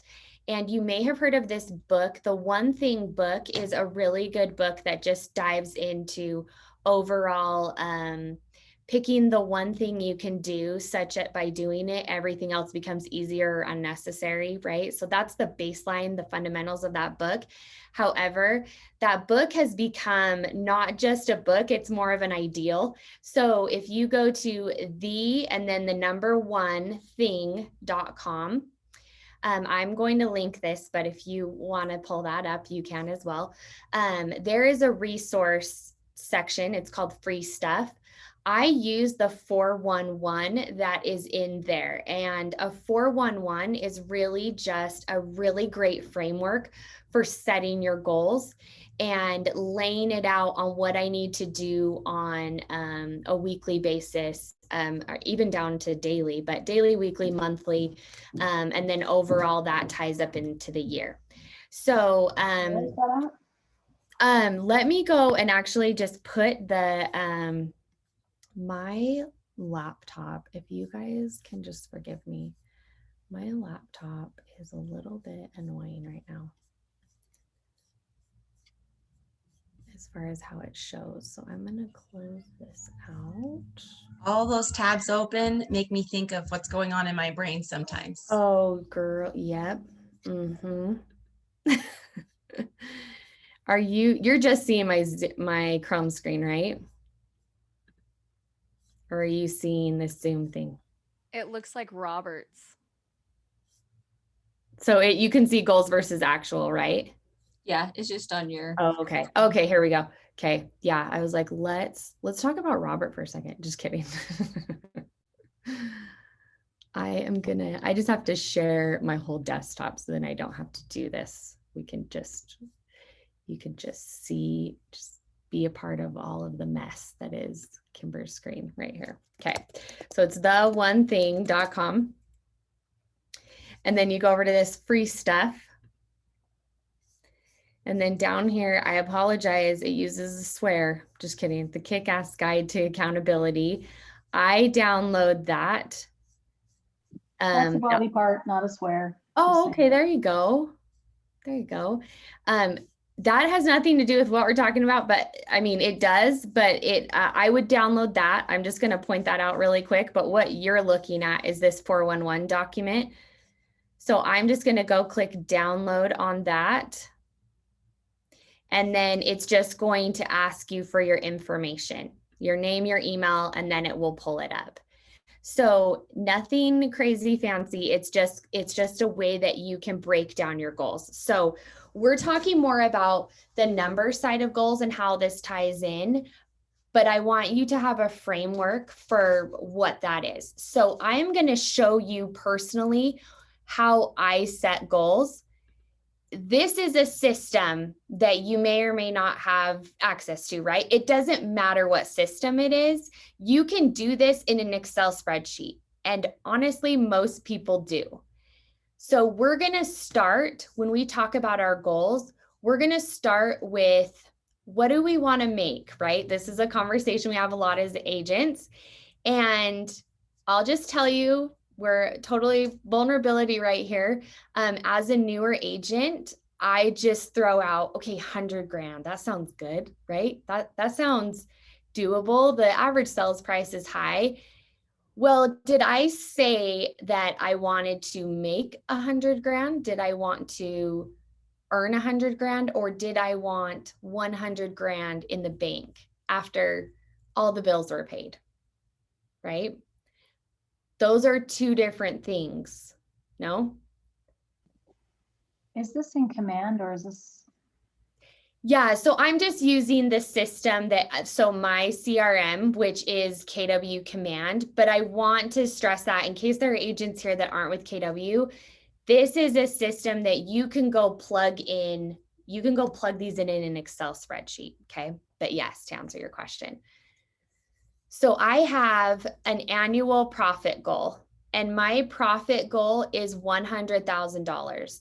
That means that I want that amount in the bank. Okay, I want my company to profit $100,000. In our system and how I've always been taught to do goals is we work our way backwards. So we reverse engineer. What do I need to fund my life? And then I'm going to work my way back. The next thing I'm going to ask myself is, what are my expenses? And we're going to break down how you even evaluate that. So just know that's coming right after this. So what are those expenses? I just went in and plugged in a number. And then cost of sales. So does anyone have an idea of what cost of sales is? Why would that be different than expenses? It's an expense that you only pay if you make money. It's not like a monthly expense that comes out automatically. You only pay it when you have a commission. Correct. Correct. Yeah. So it's your cost to transact that deal, right? So good point. And then what is that made up of? So if I have business coming in this year, how many of it is listings? How many of it is buyers? I just want to know that, because what is my history of my business? Do I have mainly a listing business? Do I have mainly a buyer business? We always talk about trying to keep that as much as you can in the 50-50 range. With it being in, and Novalee, do I have permission to put you on the spot for some questions? I should have. Yeah, like I've probably already blown everybody's mind. Okay. No, Anyway. I'm like, I should have asked her ahead of time, but here we go. No, so I was going to throw out the example of, if I have 80% listings and 20% buyers, in any world, you would think that would be amazing. So what would maybe be the bad thing about me having 80% listings and 20% buyers? It's hard to think of anything that would be bad about that, right? Right.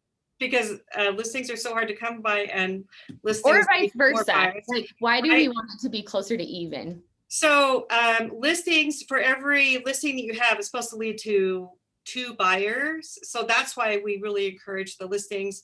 They are less work. And in this market, like, it's pretty much easier. Yeah. You don't have to spend the time and effort to take everyone to see 85 homes and write up 84 offers that get denied, right? But it's just a lot. They call it opportunity lost. Yes. You fell right into my trap. Yes. And also listings are huge leverage too, right? So we're going to get more, or we have the opportunity to generate more business off of a listing than off of working off one buyer.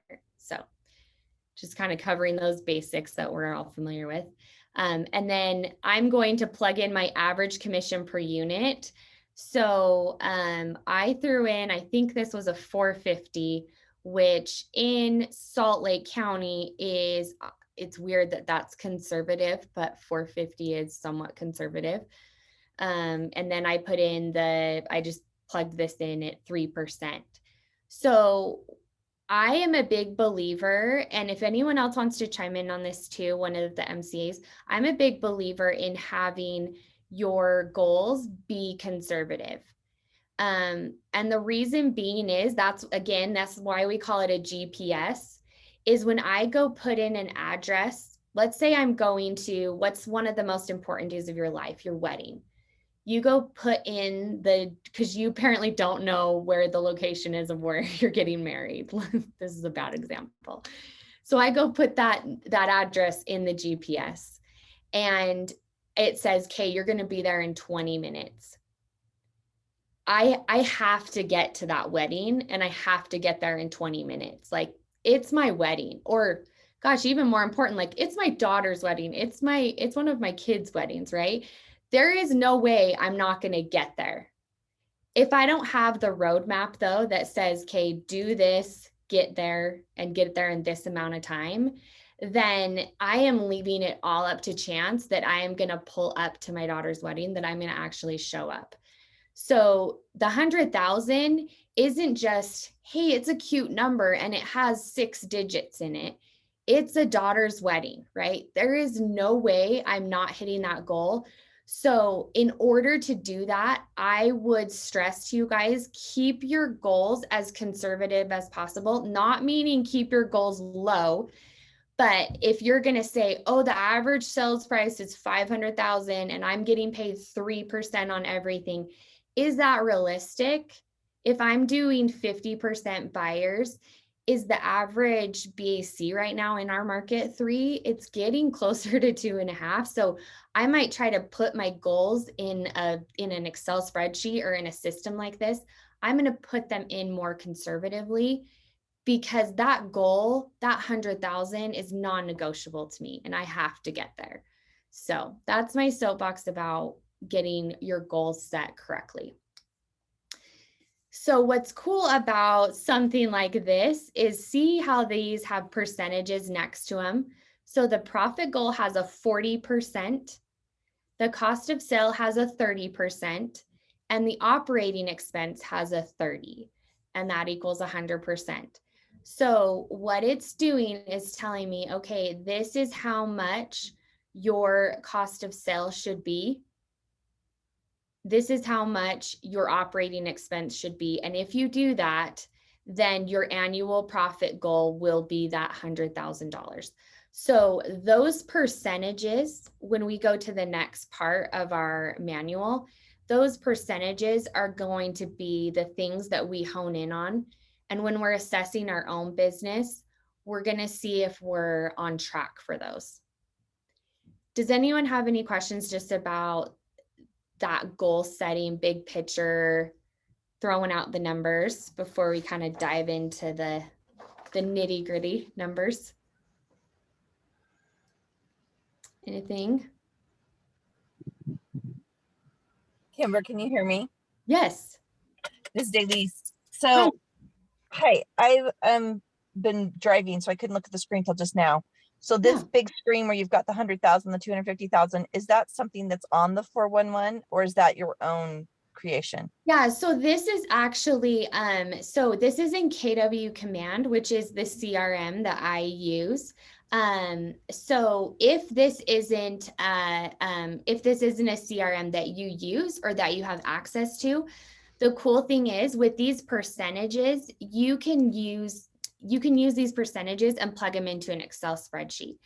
But if you're, being a part of KW South Valley Dailies, you would have this in your KW Command system.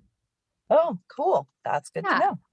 Okay. Yeah, it makes goal setting a lot easier, but yeah, plenty of resources out there.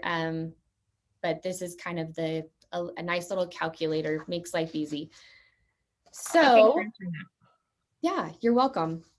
Okay, so the next thing that we need to do is track our numbers. So I am gonna stop sharing my screen so I can look you guys in the eye.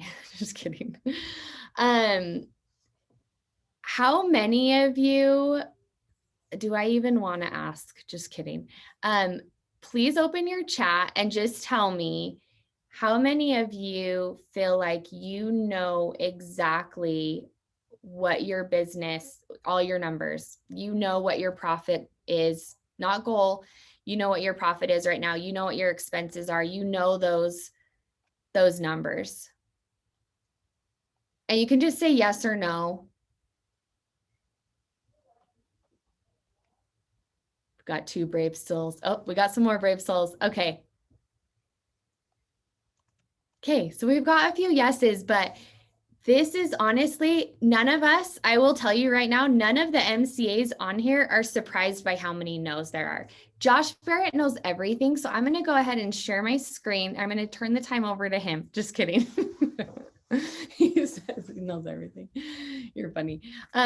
It's not uncommon for us as agents to not know our numbers, and it's terrifying. We're like, I don't know, just let me go sell a house. But there's power in us knowing our numbers. So we're going to get a really great tool today that now we're not going to be scared of that. We're not going to be like, don't tell me, just tell me what I need to pay. Just don't make me make eye contact with it. We're going to make eye contact with our numbers today. Okay. So I'm going to go back to sharing my screen. And we are going to, sorry, I might have like more presentations open. Okay. Is this view okay? Because then I can kind of jump back and forth, hopefully. Okay. So we're going to talk about profit and loss and balance sheet. Okay. So income is what you make. Expense is what you spend. And profit is what is left over. And that what is left over, we're hoping it's in that 40% range. So we're going to dive into that. Assets are on the other side, the balance sheet, what you own. Liabilities are what you owe. And equity is what's left over. Okay. So today we're just going to dive into the P&L. This is going to be your new best friend if it isn't already your best friend. This will tell our story in a period of time. Novely, brush off my accounting brain. Profit and loss is a period of time. Is that the correct way to say that? Yes. Yes. And then balance sheet is? As of an exact time. Yes. As of this date, this is how much I have in assets, how much I owe, what the difference is. Yes. And a P&L would be like, that's how much you made profit last month or last 6 months or whatever. Okay. Okay. Go talk to your MCA and ask to see theirs. Yes. For the market center, right? And get a good idea of how it flows, because yours should flow just like that. Yes. So this says if you can read a nutrition label or a baseball box score, you can learn to read basic financial statements. What? Okay, I maybe don't understand a baseball box score. I know Nobly does, but I am not. However, I can read a good nutrition label. So I should be able to read financial statements. Most of us can probably do one of those two that it just said. So we are now qualified to go to the next slide. Okay, I am going to pull this up a little bit bigger so that you guys can see these numbers better. Okay, so a resource I'm going to share with you. There is a website. I'm just going to read it off to you. It's Keller Inc., KELLERINK.com. On that website, there is a resource page. And then let me actually just pull it up really quick for you. So under the resources, there's a Millionaire Real Estate Agent, which is a book that is a really great book for modeling your real estate business off of. There is a chart of accounts. That is an Excel spreadsheet. That is something that I would use as a resource when you're starting to think about this P&L. Go ahead and download that Excel spreadsheet. So that's a free resource to anybody. That's something we'll talk about, some of these chart of accounts. So I just wanted to show you that really quick. Okay. So at the top, we're going to record our gross commission income. So gross commission income is straightforward. It's if you added up all of the title checks that you received before anything was taken out. So if I was paid 3% on a deal, then it's just that amount, whatever they paid my commission. Cost of sale, we already just talked about, defined it. This would be if I am an agent that runs a team, I would record if I paid a buyer's agent here. That would be in here. It would be things like if I am paying my brokerage, I am paying them a split, or maybe there's a royalty fee attached. I'm putting all of that in there. If I'm paying a referral, it's going to go in cost of sale. If I'm receiving a referral, it's going to be in income. And income will be broken out by residential, commercial, and then I would consider referral would be other as far as income. So those are the two. Oh, and also, correct me if I'm wrong, Novely, would a transaction fee paid directly to a transaction coordinator, would that be cost of sale? Correct. Okay. Okay. As long as they were paid, like not their wages, but if it was like on a particular closing. Like a per file. Yeah, then it would be, $300. Yeah. yes. Okay. Uh-huh. Okay. Perfect. So then we're going to go down into the operating expense. So this is something that I really like to have conversations with agents about, especially as they're growing their business, because we get into this business and we're learning so much, and we have to learn how to lead generate, what to say, how to market to our database, how often to market to our database. We're learning all these things, and we don't understand that we could be overspending or honestly even underspending in some of these categories. So these percentages that are broken out, this is just saying, and they have pooled, I think, thousands of agents as far as, Kate, what's a really good, efficient real estate business? And these are the percentages that you should be hitting as far as your expenses for your real estate business. So salaries and benefits is 15%. Lead gen, they have at 9.6, education and coaching, right? Reinvesting in yourself. Occupancy, 1%. This is a conversation I used to have a lot in the MCA role, is someone getting licensed and being like, okay, I am going to be so much more efficient when I have an office. Let me get an office, right?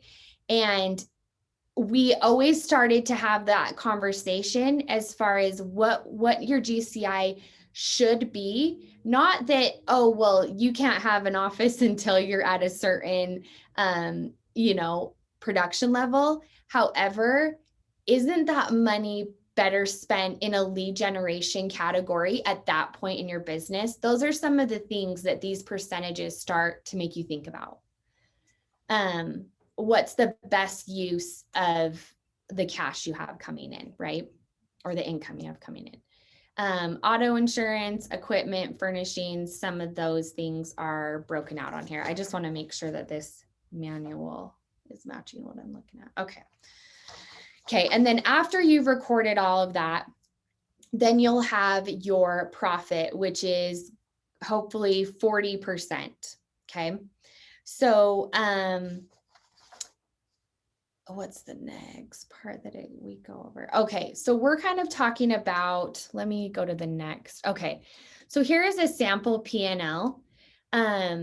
This has the budget and the actual, which I believe Amy's kind of diving into the budget side of things. So we're not going to dig into budget, but budget versus actual. So in this business's example, they have made, or their gross profit was $210,000. It looks like their expenses were 119, and their net income was 90. So then this model is good because you can see over to the left exactly how off they were. So they budgeted that they were going to profit 110,000 and they ended up profiting 90. So I just wanted to point out a couple of numbers. So if I were doing the math on some of this, the salaries and benefits, 43,800. I am going to find out what the percentage that is of that gross commission income, right? Which was the 270. If I do out that math, it comes out to 16%. And if you remember from the last slide, we're at 15.5. So we're pretty on with that. Something that Novely, I want you to expand upon. I just gave myself permission to put you on the spot whenever I want now. As far as you paying yourself a salary, can you expound on why that is a benefit in your business? Because I know some people are thinking, well, I don't have any admin yet. I don't have anybody on staff. There are tax benefits to that also, like Medicare and all of those things. I don't know if those will still be around when all of you young people reach my age, but definitely benefit for that. Taxes would probably be my number one reason. Okay. Right. So, but here, when it comes to everything that she's talked about, none of that matters if you don't have an accountability partner that you show this to every month, because if you don't, you won't do it. Yep. Right. Accountability partner is more important than anything else, because if you, yeah. Like I So have you're that meeting. you're probably that person for a lot of people in your organization, right? Yeah, I do. Like an MCA? Yeah, because I like that. I'm passionate about those numbers. So I do meet with agents and we review theirs, but I'm accountable for the Market Center one. Every month I have a meeting with Johnny, Boyd, and Tim, and I'm accountable for every dollar on that report. And I'm basically called on the carpet for that, but I know I'm going to have to go into that meeting. So when someone on my staff says, hey, can we spend $2,000 on that? The back of my mind, I'm like, oh crud, well, I got to go meet with Johnny, Boyd, and Tim. Do I want to say I'm okay with that expense? And it makes it so much easier for me to say no. Right. And so if you have an accountability partner, you're going to have to show that to, number one, you're going to have it updated. And number two, when you get called on the carpet for that number, it makes it a little bit easier to make the right decision with that. So and I totally agree. In our office, Amy Mcmullen is our MCA. She knows our numbers well enough that when she gets asked stuff like that, she usually has the answer. And I know most of you do too.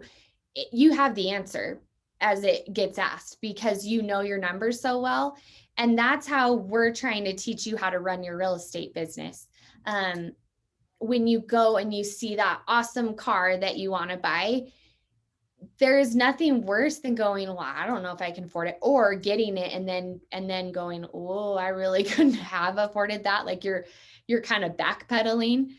There's power in knowing all of this. So yeah, so these are But what if you had a great year and you're meeting with your CPA every quarter and looking at your numbers, and at the end of the year, he's like, hey, in order to reduce your tax liability, I need you to go buy a really nice SUV. Like that would be an awesome conversation.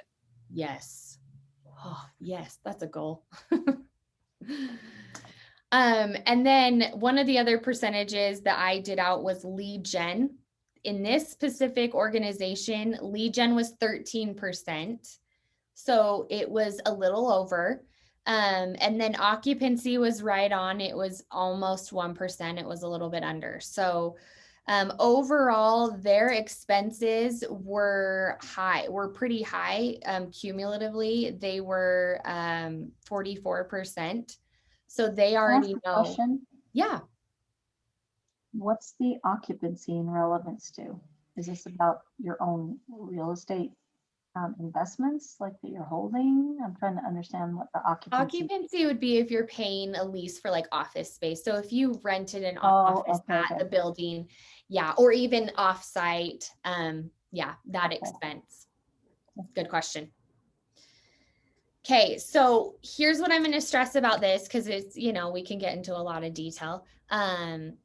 Sit in reality. So you're going to have QuickBooks, other resources that you're going to go plug this information in. If you're the no, right, which is most of us, I would say based on who responded, it was at least 80%. We're going to plug in these numbers and then we're just going to sit in reality. Okay. Wherever we are, maybe we're going to be better off than we thought. That's always a happy surprise. As Bob Ross would say when he draws trees, or you're going to have an unhappy surprise. But either way, surprises isn't a word that we like to correlate with a business. We kind of like to correlate that with like birthday parties. Okay. So we're going to remove surprise from the word in our businesses. And we're just going to start breaking this down. Okay. So, this is kind of already what we went over a little bit. So this is more of that chart of accounts breaking down every line. Do you have anything to add to overall this P&L detail, Novalee? No, I do think it's a little bit intimidating. The one I have is really basic. And so I'm going to send that out to everyone. Okay. At least start with something that's really basic. Because Because otherwise, if you look at that, it kind of makes your eyes glaze over. So I'll send this one out to everyone. Okay, perfect. So the case study, I'm going to go back because this is sort of Amy's. The case study is really just going through all of those numbers that we were looking at a minute ago, and then just saying, okay, where are the percentages off? So we walked through that. A couple of things I just want to end on. So net income is the goal, right? It's not the gross commission income. That was a big aha I had a few weeks ago. I was on a call with my coach, and I said, I want to do this amount of transactions by the end of the year. And his response was, is it about the transactions?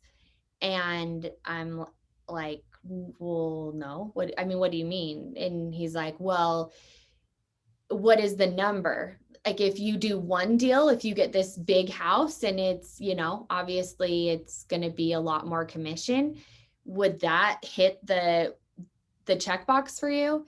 And the answer was yes. It was more to me about what those 3 deals in my head that I was averaging out. 3 deals at this amount would be this number. And so I was making my goal more about I want to do this amount versus the gross commission, right? Like what was coming from it. And so that's a good mindset shift, is that net income is the goal. That's the goal for our business. That's how we continue to have a business. And so we need to focus on that. And if we're tweaking something, one of those expenses has to be tweaked. Maybe we have to turn up the lever on lead gen. Maybe Novalee gets a knock on her door and someone she's, running the organization with says, hey, we need to add this $2,000 lead gen system. She needs to know and needs to be able to evaluate like how that's going to affect that net income. And another thing that is kind of a perfect segue with budget is really like how you're going to hold that accountable, and not just throw it and add it to the pile, right? Your expense list is not a pile. It's going to be this purposeful list of things that you have to spend in order to keep your business running and continue to increase your net income. So that's kind of my overall synopsis on that. So any other questions on goal tracking or profit and loss or anything like that?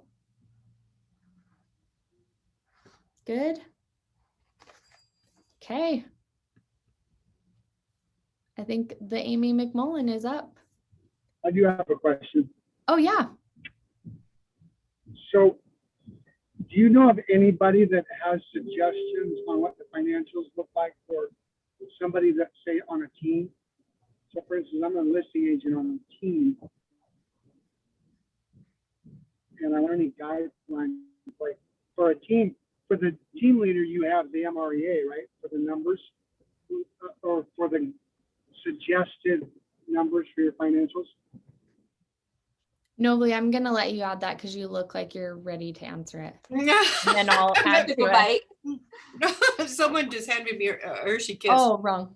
Sorry, wrong look. I have not seen that, but that is a fabulous question. Really, it is. Like, so my suggestion to you would be to go find some other people that are in the similar situation to you, and just say, hey, will you show me your P&L, or can we come up with it together, and just get their ideas, because KW has not put that out, but that is a fabulous value add that we should probably provide for sure. Like that's a great question.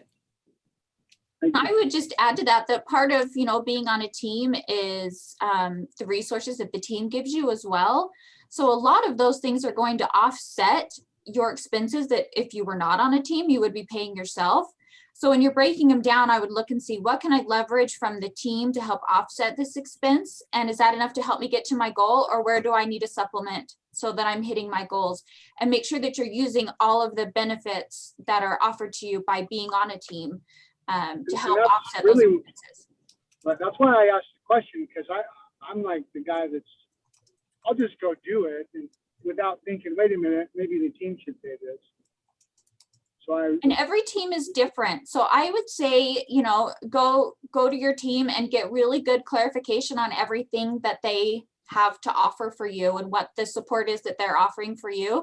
And then plan around that and leverage as much of that as possible to help and reduce your personal expenses. Thanks, guys. Okay, cool. Let me see if this will. Well, Karen Anderson said that Matt Green taught his business planning clinic and he did have numbers and percentages for a team member. I will try and find that. And if I get it, I'll email it out to everyone on the call. Cool. Can you see the slideshow? Awesome. Okay, so budgets, everybody's favorite word, right? I'm going to just share a personal experience with you, just raw, real personal experience. So if you talked to Amy 10 years ago and said budget, I would like do earmuffs and la, la, la, la, la. I don't want to hear it. I don't want to talk about it. It's yucky. I don't like it. I felt like it limited me. And a lot of that is because of how I was raised. I was raised in a family with 7 kids. We didn't have a lot of money, and I was always left wanting something more. I wanted everything all at once. And as soon as I got some independence in my life, what did I do? I went for everything all at once. I got a car payment. I got rent. Oh, you want to give me a credit card? Awesome. I want a credit card. Anything that I could do, I was like, this is great. This is like a world of abundance. I'm doing so awesome. Even when I got married, we kept that same kind of a mindset of, okay, I want this car. Let's go finance it. Awesome. I want this couch. Will RC Willie give me financing? Awesome. And then our budget was, can we afford all of these minimum payments and still have extra money to live on? Yep. Okay. We are solvent. There is a real issue with that. That is not, how you do that. There we go. Okay. That is not being financially solvent. So we've got a personal budget we're going to talk about a little bit, and we've got a business budget we're going to talk a little bit about. Personal budget, I do a lot of coaching with agents on their personal budget just because of my own life experience. Like I said, I did not want to talk about a budget because you're telling me I can't buy things that I want, and I didn't like that. And it was a source of contention in my home. And I would say, gosh, maybe 5 years ago, I don't remember for sure. My husband and I said, okay, you know what? We don't want this to be an issue anymore. I don't want to have to worry about money. I don't want to have to worry about debt. Let's get on the same page, because we didn't even like to talk about it. It was just, it wasn't a fun subject. So what we did is we did Dave Ramsey's financial piece. There's lots of different budgeting programs that you can do. That was the one we chose. And we basically made a promise to each other that, okay, we are all in. We are doing whatever we have to do to get ourselves in a better position to feed our big why. And our big why really is providing for our family and modeling to our kids how they can go to college, how they can have a home, how they can manage these finances without carrying a load of debt on their shoulders. So we put together a personal budget.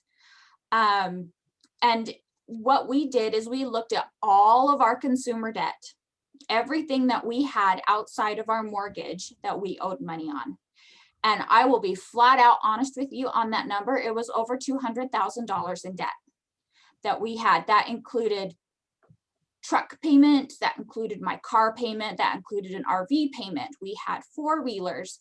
We had loans on other things, all of this stuff together. And we had over $200,000 in debt that we were paying monthly payments on. And like, hey, we still have some money in the bank. We're okay. No, we weren't okay.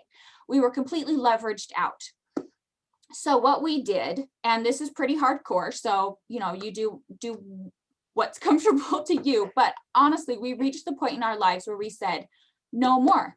So anything that we had financing on that we couldn't pay off in a year, we sold. So we canceled our cable. We took our cell phones down to the minimum. Our teenage kids loved that. We sold my husband's truck, took the equity and bought a truck in cash. Much less new, much less amazing, but it was fine. We did the same thing with my car. And that really takes care of so much of it when you get rid of those big giant loans for the fancy things that you really can't maybe quite afford yet. That took care of so much of that debt. And then we started paying things off and snowballing. We'd pay the highest interest rate off, then we'd go to the next highest interest rate, and then we'd go to the next highest interest rate. Well, when I got into real estate, I had my license for, oh my gosh, like 2 months, and my husband got laid off. And he had found a job that was a 1099 contractor commission position. And we said, oh my goodness, we can't both be on commissions and still afford all this stuff. Oh my goodness, we don't have an emergency fund. How long can we go? And we were able to say 6 months. Okay, Amy's got 6 months to prove she can do real estate, or else we're going to have to figure something else out. This isn't going to work. So luckily I was blessed and real estate was a great fit for me. And I was able to start saving money. My mindset was not still in that financially fit mindset. So I started just like stockpiling money away in my business account, saying to myself, well, this is our what if. This is our what if account. And as we started to learn more about budgeting and more about planning for our future, I took that money and I put it on this consumer debt in the highest interest rates down. And saying goodbye to that savings account that was my safety net, like, killed me for a minute. It was super scary, but it paid off a lot of this consumer debt that we were dragging around. Now, it took us about 2.5 years of being very, very strict with we're making meals at home. We're not going to take a big giant vacation this year. We're going to go camping. Now, one thing we had an RV. My family loves to camp. It's our thing. We are camping almost every weekend in the summertime. And it wasn't something we could pay off in a year. And so we're looking at it going, well, do we have to sell it? I don't want to sell it. Like, this is such a big part of our family. So we found a way to make that a money earner. And we put our RV on RV share, and the weekends that we didn't use it, we rented it out. And it became an income generator. And renting out that RV for 3 summers, it paid itself off and actually contributed to our monthly income. So there's ways that you can make your budget work for you and work for your family. But I can tell you now, 2.5 years later, I only have a mortgage. Everything else is paid off. We only buy what we can pay for in cash. So we're still working on re-upgrading those cars because we're not going to do it until we can afford it. And that's what I'm trying to model to my kids. And sometimes it's just some awareness of, where is our money going? Is our money directing itself, or am I telling my money where I want it to go? And so if you look here at, oh, maybe there's not a slide for it. There's a page in your book for personal budget worksheet, page number 65. And it's got a bunch of different areas where you're spending your money. And this first page, they just want you to take a mark and mark anything off that you're spending your money on. So it's got, you know, clothing, debt reduction, education, food, fun money, gifts, home expenses, income taxes, medical expenses, personal expenses, retirement, savings, transportation, utilities, all these different things broken out. Anything that you're spending money on, Just make a check mark next to it and then look at it and evaluate it. I can tell you that when I looked at mine, I was shocked at how much money we spent eating out. It was a ridiculous amount. And how little was going into our savings and into our emergency fund because I wasn't balanced there. I hadn't told my money where to go. I was letting my money lead. So this is a good way just to get some awareness and see where your money is going. We want to get to the point where we are telling our money where to go. So on page 66 of your book, there's 2 spots where I just want you to think of one way you can reduce your personal spending, just one thing. And then there's one way you can increase your savings. So we've tried now, every time we get money that comes in, we try to put 30% into the savings account right away. I set a savings goal. It's on my 411 business plan, and I try to put that much into savings every time I get a check. And watching that savings grow is a huge goal, and it's exciting to me to watch that happen. And so think of one way that you can increase your savings, be intentional about it, and one way that you can reduce your personal spending. Once I stopped getting DoorDash every single day, Kimber, my DoorDash friend, I bet you that saves me $100 a week. It's like $20 every time you DoorDash a friggin' meal. So, I mean, just thinking of where you're spending that money and cutting back, it's pretty easy to maybe reel that in a little bit. So Amy, that's, can I make a comment on that? Yes, please. So when it comes to personal budget, so I had, let's see, 2 kids in high school and 2 kids in junior high, and I'm working my guts out, right? And they were all doing sports and all these things, and we were traveling and following them around to wherever they were playing at that time. And I'm working all these hours in order to allow that to happen. And I'm tired, right? So I sat the kids down and I said, this is how much we make, and this is how much we spent in each category in the last 3 months. And their eyes got really big, and they're like, you're kidding. Like, they had no idea how much your house payment is. They had no idea how much we spend on food. My food bill is more, when the kids were that age, was more than my house payment. They had no idea how much those cars and car insurance and all those things cost. So when we put it on paper, and it was just really changed their awareness of it, and it changed how much the things that they were asking for. And then they would come up with ways that they could not only not spend money, but also help. Like, hey, what if we did this? They came up with suggestions, and it just started those kids on a pathway to financial wellness and being aware of that kind of stuff. And those kids, because I have 6 kids, the older ones I didn't do that with. The younger ones, they are more financially aware and in a little bit of a better spot than maybe the older ones, which is really surprising to me. But we got them going on this thought process when they were in junior high and high school. It became a family conversation topic for us. So in my home growing up, we did not talk about money. There was almost a sense of shame around money.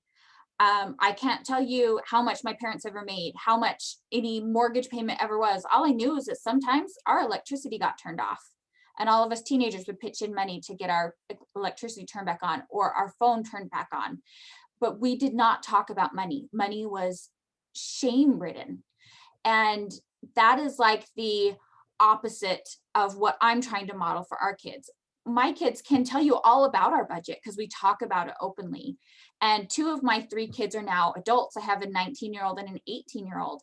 And just this week, we sat down with our 18-year-old and had a breakdown of, if you didn't live at home, here's how much all of this stuff would cost you. Like, open your eyes, look how good you have it. Okay, now if you live at home and you're going to go to school, we're going to pay for all this. If you decide to go move out and not go to school, here's everything that you're taking back, and really breaking it down into numbers and then relating that to time for them. Like, how many hours would you have to work to do this? How much time are you giving away to do this?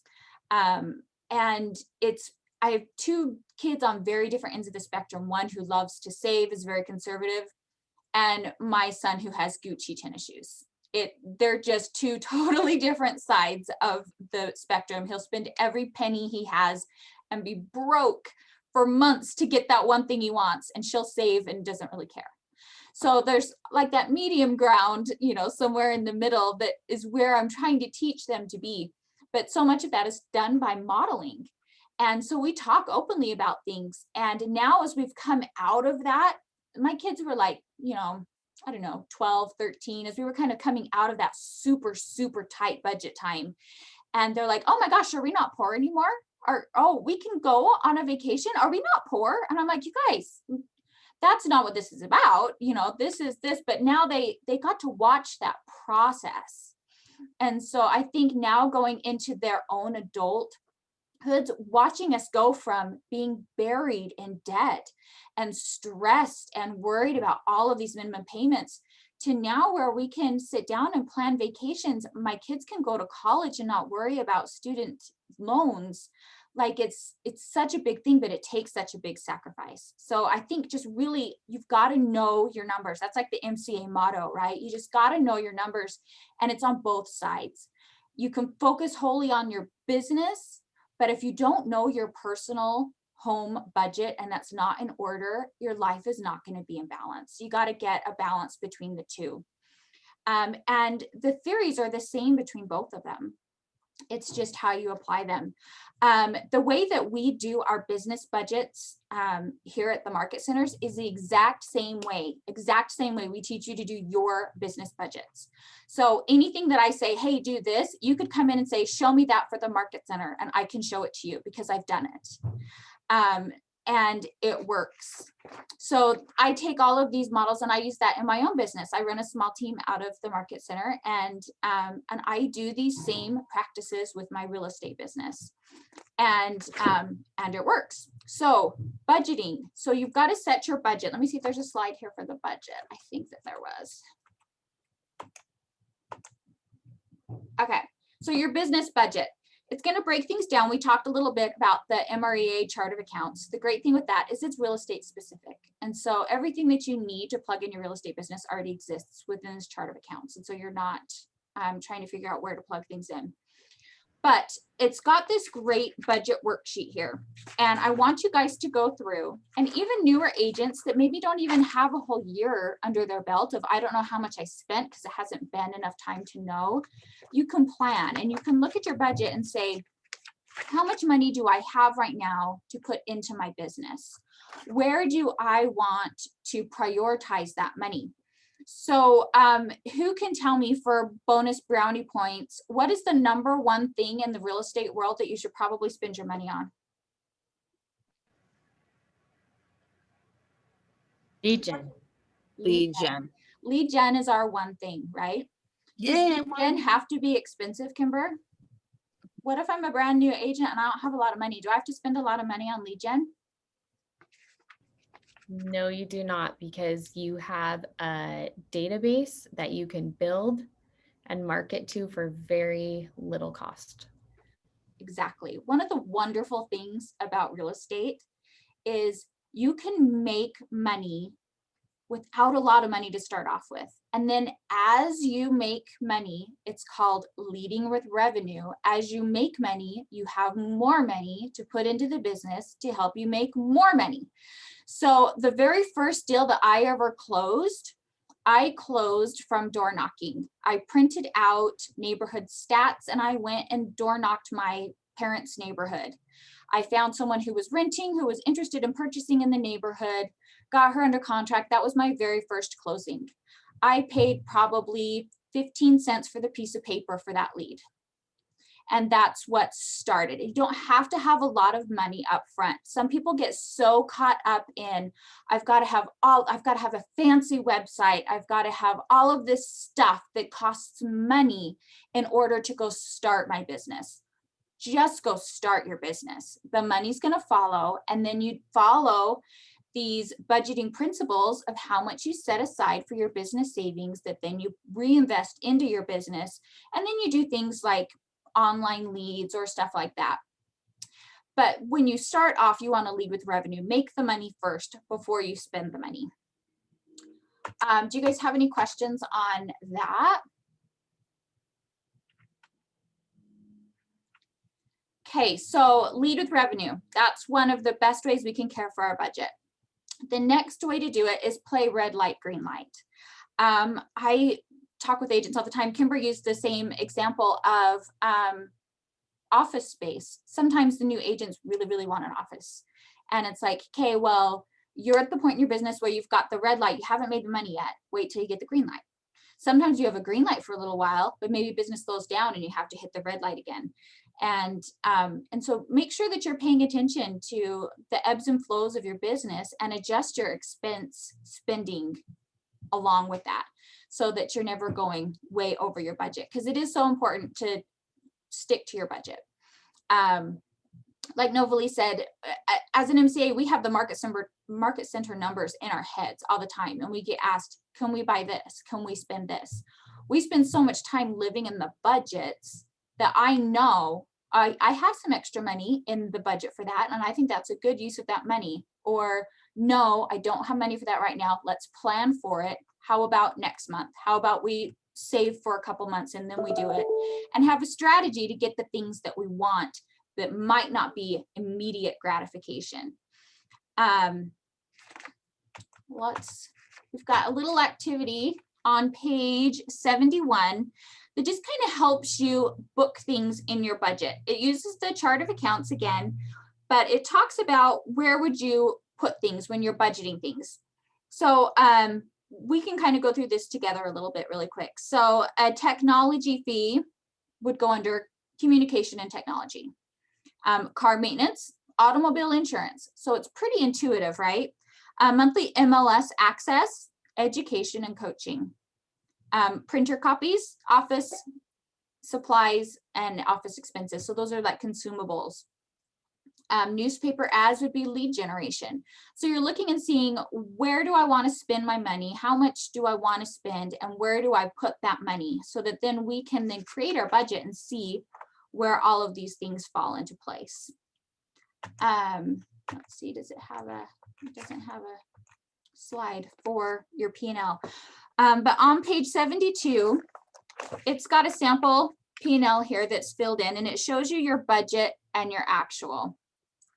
If you guys look at this, so at the end of every month, I close out our market centers books, and I have a P&L for that month. And I can go back and I can look at this, and I do this for my real estate business as well. And I can say, okay, what was budgeted in this area and what did I actually spend? And if you look at this example here, their lead generation, they budgeted $6,000. Well, they spent $34,800 on lead gen. So the numbers are neither good nor bad. The numbers are numbers. Where did that money, where was it spent? And where are they going to find that money in their budget? Because now they're way over budget, right? So was that a justifiable expense? Is it something that that was thought through and worth it, or was it an impulse buy? And also, Amy, that's probably not a first-year agent, right? Because they're total income $270,000. That's a lot. Yeah, that's a lot. So, like, this is a future pace activity, but the 10 years principles are down the same. Yeah, principles are the same. So looking where you're off on your budget and identifying what expense was that did that. When I did this on my personal budget, like I said, I was totally blown away with how much was going out to meals and entertainment. Way more than what should have been. So this is just a good way to get that awareness of where's my money going. It's really easy to get those commission checks, pop them in your bank account, and then poof, they go away.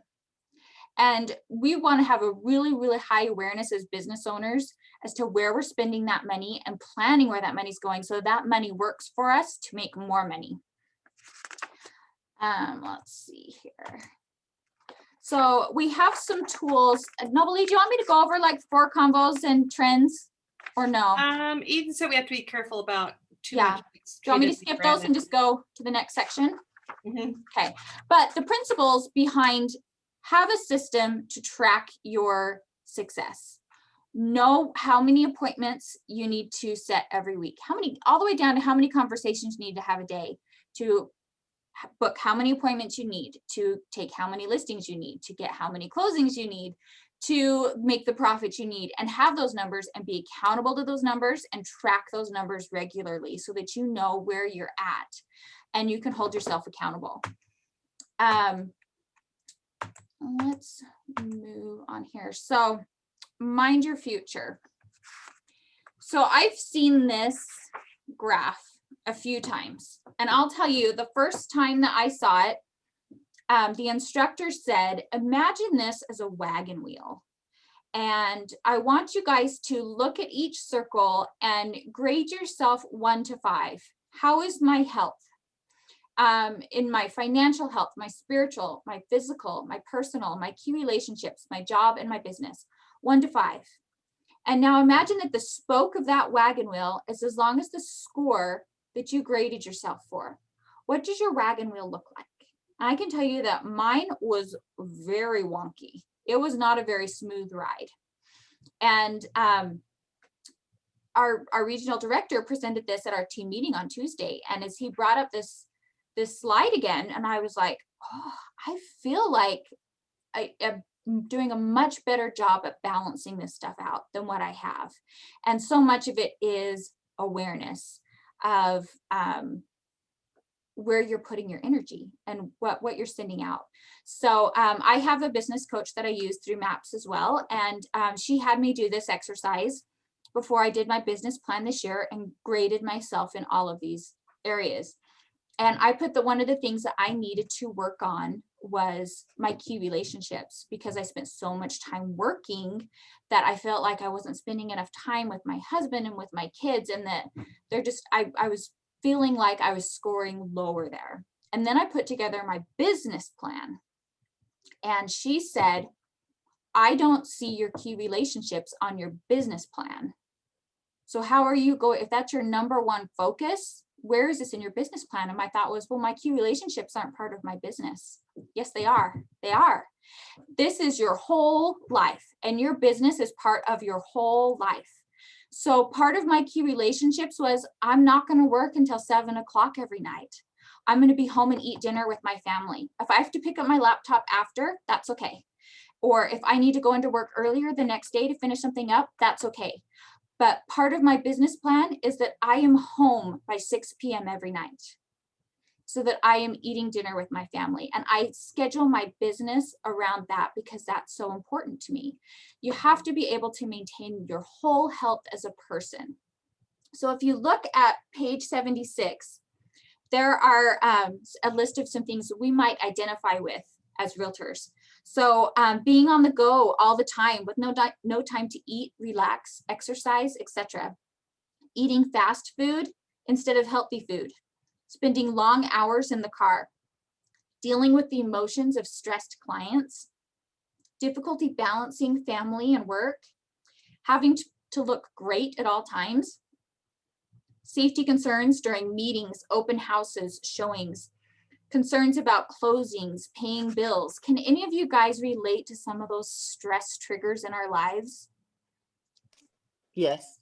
Yeah, like it's just kind of the way it goes. When I was doing real estate full time, if you looked in my car, it was an explosion of MLS sheets and fast food wrappers. Like that was my life. And it's just not sustainable. And so I needed to look within and find, okay, where is my wagon wheel unbalanced? Am I spending way too much focus here? Maybe it's as simple as making a better choice of the food.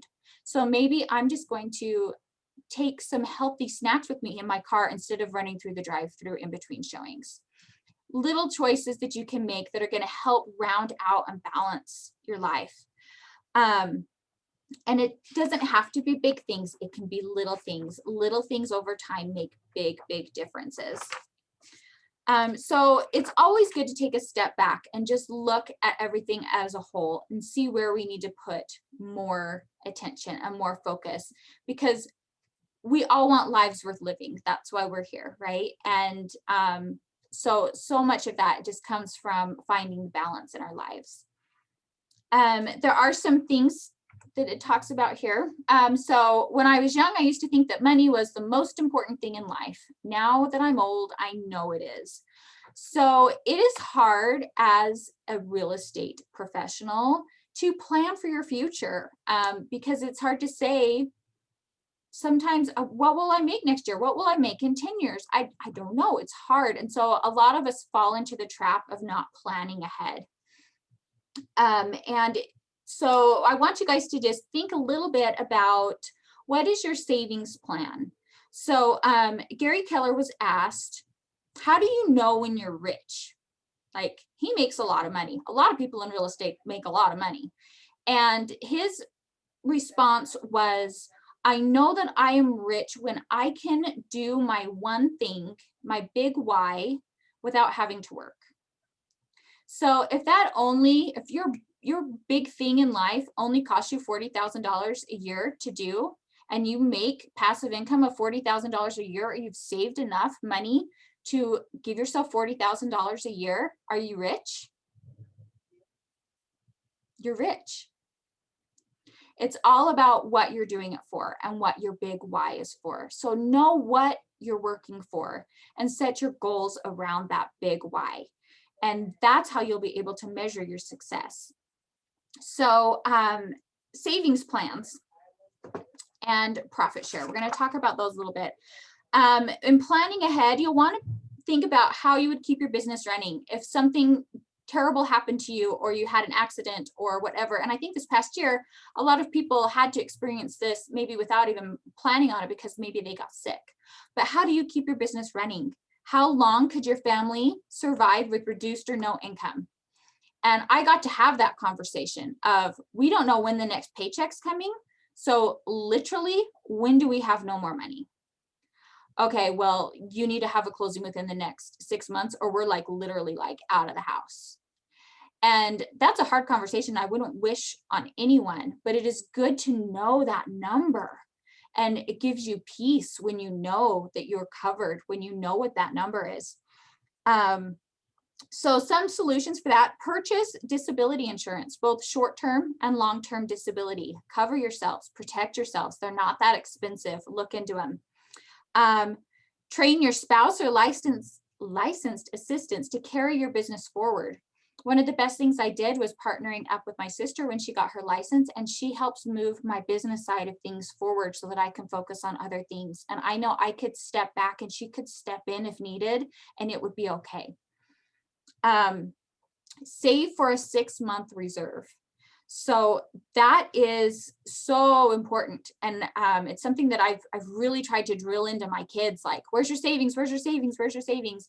And have at least 6 months in reserves, so that if something happened, the market crashed, there was a world pandemic, who knows, you could sustain your business for 6 months without having the stress and worry of, where is the next paycheck coming from? When is the next check coming from? Give yourself some peace of mind by planning ahead and saving.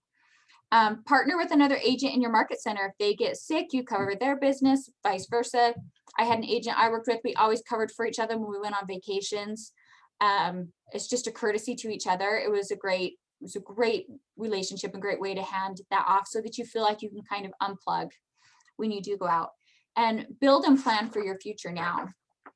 So some of the different, let's see, I guess it doesn't go into the different savings plans, but some of the different savings plans that you can look at: you've got your IRA, your self-directed IRA, pension plan, 401k, the MSA medical savings account, HSA health savings account, and a 529 college savings plan. There are others as well. Those are some, I have college plans for my kids. I have an HSA.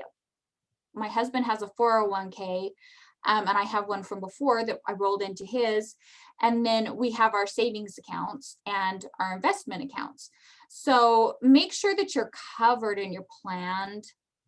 You have a plan around your savings. Does anybody have a different kind of savings account that they've had a great experience with that they would recommend?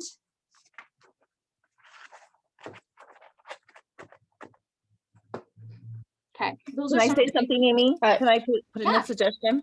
Sure. So one thing I've done with our rentals or something that we pay the escrow on, but this could be applicable for anything big that you pay annually, like our dues. We don't get billed for it monthly, but obviously you can take the number and divide it by 12 and decide what that number is, divided. And then each month I put that money aside from our income and put it into a savings certificate, a dedicated savings account that you can add to every month. And I realize interest rates are pathetically low right now, but that's not the point. The point is that it puts it in a kind of like a sub savings account, a mini savings account. So it's not in my checking account. It's not in my cash flow. It's already set aside so that when the property insurance or the hazard insurance comes due, in the summer, or the property taxes come due in November, that money is already saved and it wasn't sitting in my checking account thinking, oh, that's money we can spend. It was already set aside and I didn't have to not in open your up like checking, you're not going to spend it. Right. In fact, the way I have my savings set up personally, on my personal accounts, I have our regular savings, which is like our emergency fund, basically, which we try to have 6 months of income in. And then we also have a home improvement savings account that automatically a portion of every deposit goes into.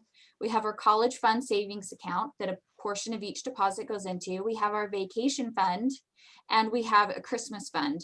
And every time we make a deposit, a portion of that deposit gets dispersed into all of these savings accounts. And they are the ones you can only withdraw like twice a year. And so it sits there, we can't touch it, but if we need it, we can access it. And it makes it so much easier to set it and forget it. And I do the same with my business account. Whenever I have a commission and I deposit that commission, I put 30% into my tax account. It just automatically goes over there. I don't see it as my checking operating balance. It just sits in the savings account for my taxes. And then it's there. I don't have to worry about spending it or not spending it. It's just kind of takes care of itself. So that's a smart way to do it too, because if it's, not right there, easy to be spent, sometimes it's easier to save it.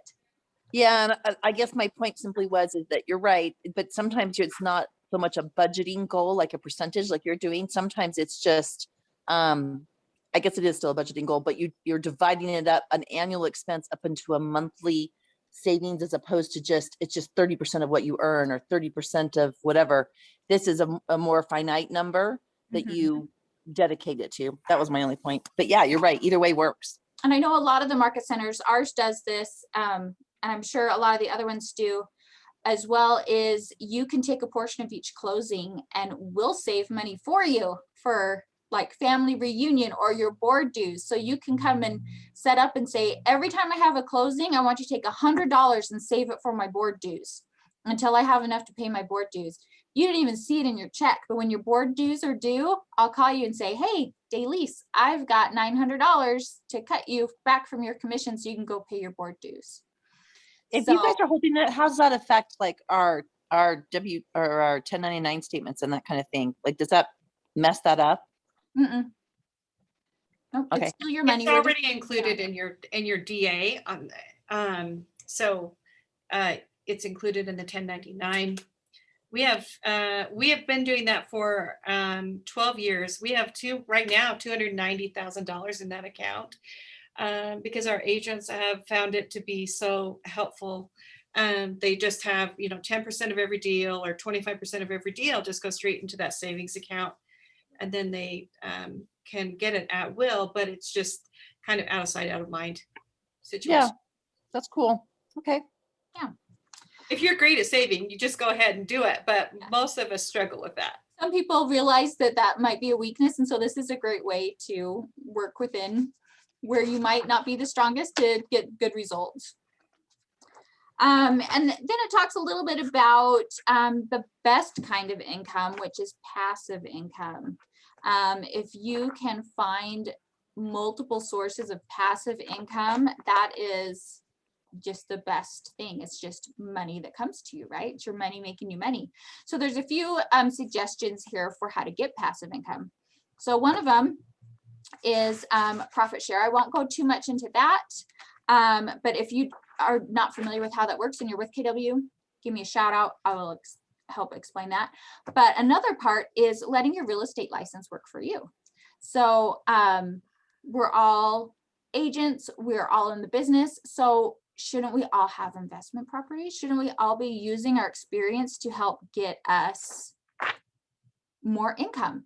So building our investment portfolio and using our real estate expertise for us is a great way to get passive income.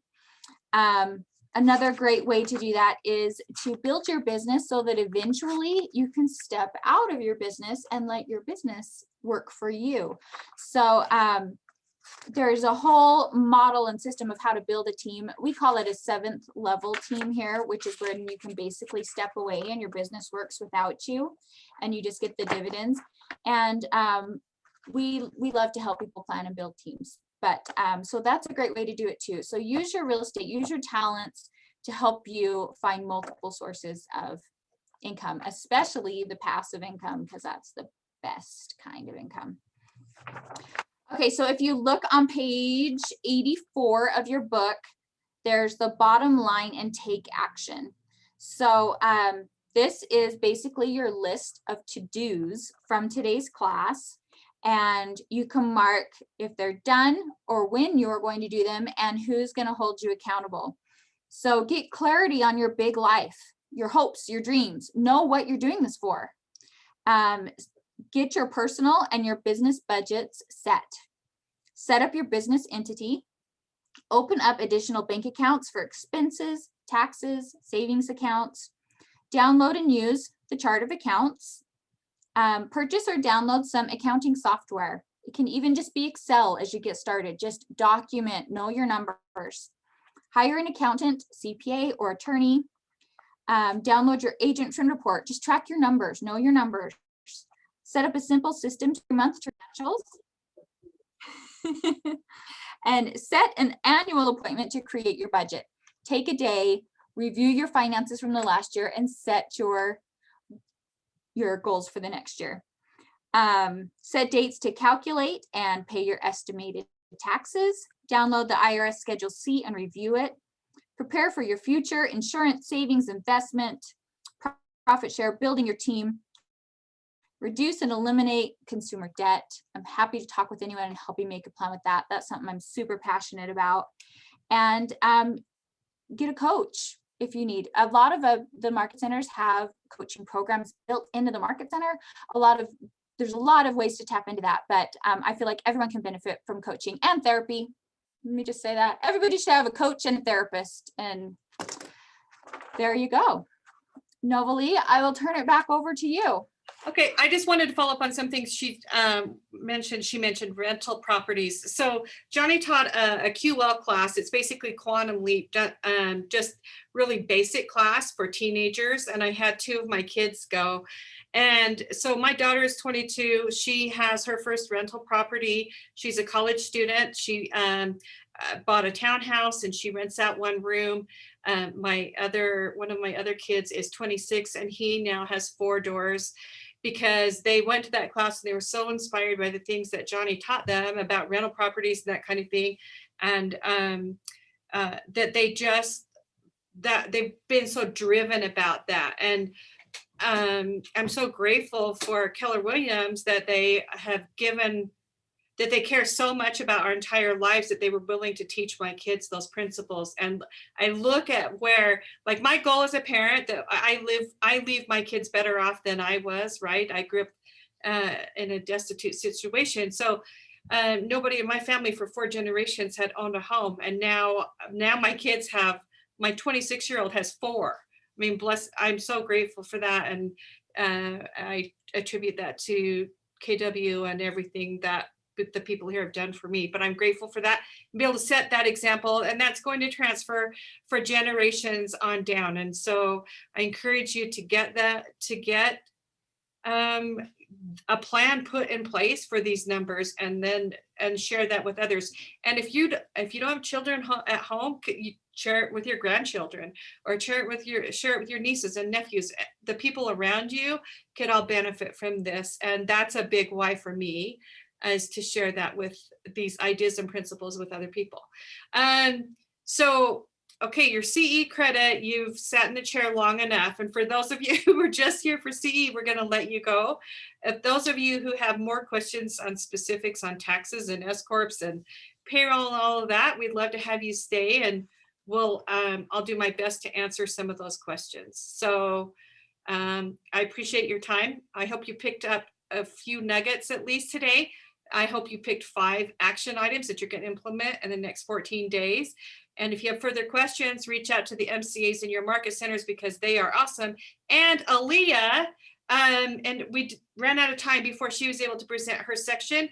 So we're going to get her section recorded and sent out to you because she's awesome and I want you to get to know her as well. So while everyone is signing off or making a decision whether they're going to stay, what questions? And Amy, Kimber, if you guys want to stay and help answer questions, that would be great because I don't know everything. So I have a quick question, if that's okay. Okay, great. So I didn't necessarily get on this for the CE. I just wanted the content. I thought it was fabulous content. And I guess what I want to know is, so I have the booklet that Gordon sent out. And the slides coordinate with that to a point. But I guess what I'm trying to figure out is if you know, like if I just read through this 105-page booklet, am I going to have basically the gist of everything you guys wanted us to have, or are there other things that I should be linking to? That's a huge, like if you can get through 109 pages, that's there's a lot of great content there. I'm going to send out a couple of things that will be in addition to that. And one is Aaliyah's presentation that just is more of the basic part of this is your commission, this is cost of sales, this is how it funnels on down. And I'm going to send out the Excel profit and loss that I created. I'm going to send out the PowerPoint because some of the things didn't exactly match up. And I'm going to try and track down Matt Green's percentages for team members so that you have something that's specific for you. Every time I see that presentation, I'm like 40% expenses. I'm like, wait, for a brand new agent, that should be 10. It should be 10, you know, but it's hard. So I don't want everyone to run out and start spending 40% of what they make. Right, yeah, brand new agents that needs lead with revenue. We need to start really low. So I'm excited to see what Matt has and that we could send that out and be of value. But okay, so if we attended this, then you'll just be emailing all those I'm out. going to send you all the rest of that stuff as well. In the very back of the training manual, it has all of those action item worksheets. If you wanted the blank worksheets to work through, it's got the blank P&L. It's got all of the, like, who do you know, all of those activities, the financial assessment, all of those are in the very, very back of the book. So you can pull those for blank copies, the budget worksheet, all of that's in there. Okay, no, I appreciate that. I was driving part of the time. So yeah, I'm just barely getting to look at it. Okay, thank you for answering my question. Great job, guys. Thank you so much. What other questions can I answer? Or Amy or Kimber? I think a lot of people still wanted to see like the disbursement authorization papers. I wanted to know what your tax thing was that you. Okay, so I've been texting one of my friends that's a CPA, and I'm like, do I dare go this deep on some of these things? Because it really is so specific to everyone's situation. What is the best for them. So I'm going to show you some of the things that I had prepared. As long as you guys understand the caveat is, please talk to your CPA who does your tax returns, because your situation, this is not a one size fits all situation, right, with the S Corp that we're going to go over. So the reason that I recommend an S Corp, and this is for someone like you've been in the business, you're making $50,000 a year, like you know what this is like your plan. You're going to move forward with being a real estate agent and set up your S Corp because your profit is passed through. You get a K1 from your business, and then that It's basically the income from your business, and that's how it gets transferred to your personal tax return. But the business itself does have a tax return. And that's net profit is reported on a K-1, then it's transferred to your personal tax return. But this is why sole proprietors and partnerships have to pay 15.3% self-employment tax on its net profit. If you file as an S Corp, you don't have to pay that. So it saves you the 15.3%. Each shareholder is required to pay themselves a reasonable salary, which is subject to the taxes. So if you're going to hire someone in your business, like I only use my real estate license to help my kids buy and sell real estate. So to replace me in real estate would not cost a lot. So my salary to myself is $1,000 a month because I only do a couple of deals a year. I only need to pay employment taxes on that $1,000. The rest of it just flows through to my personal tax return as profit from my business, and I don't have to pay self-employment taxes on that money, and it saves me 15.3%.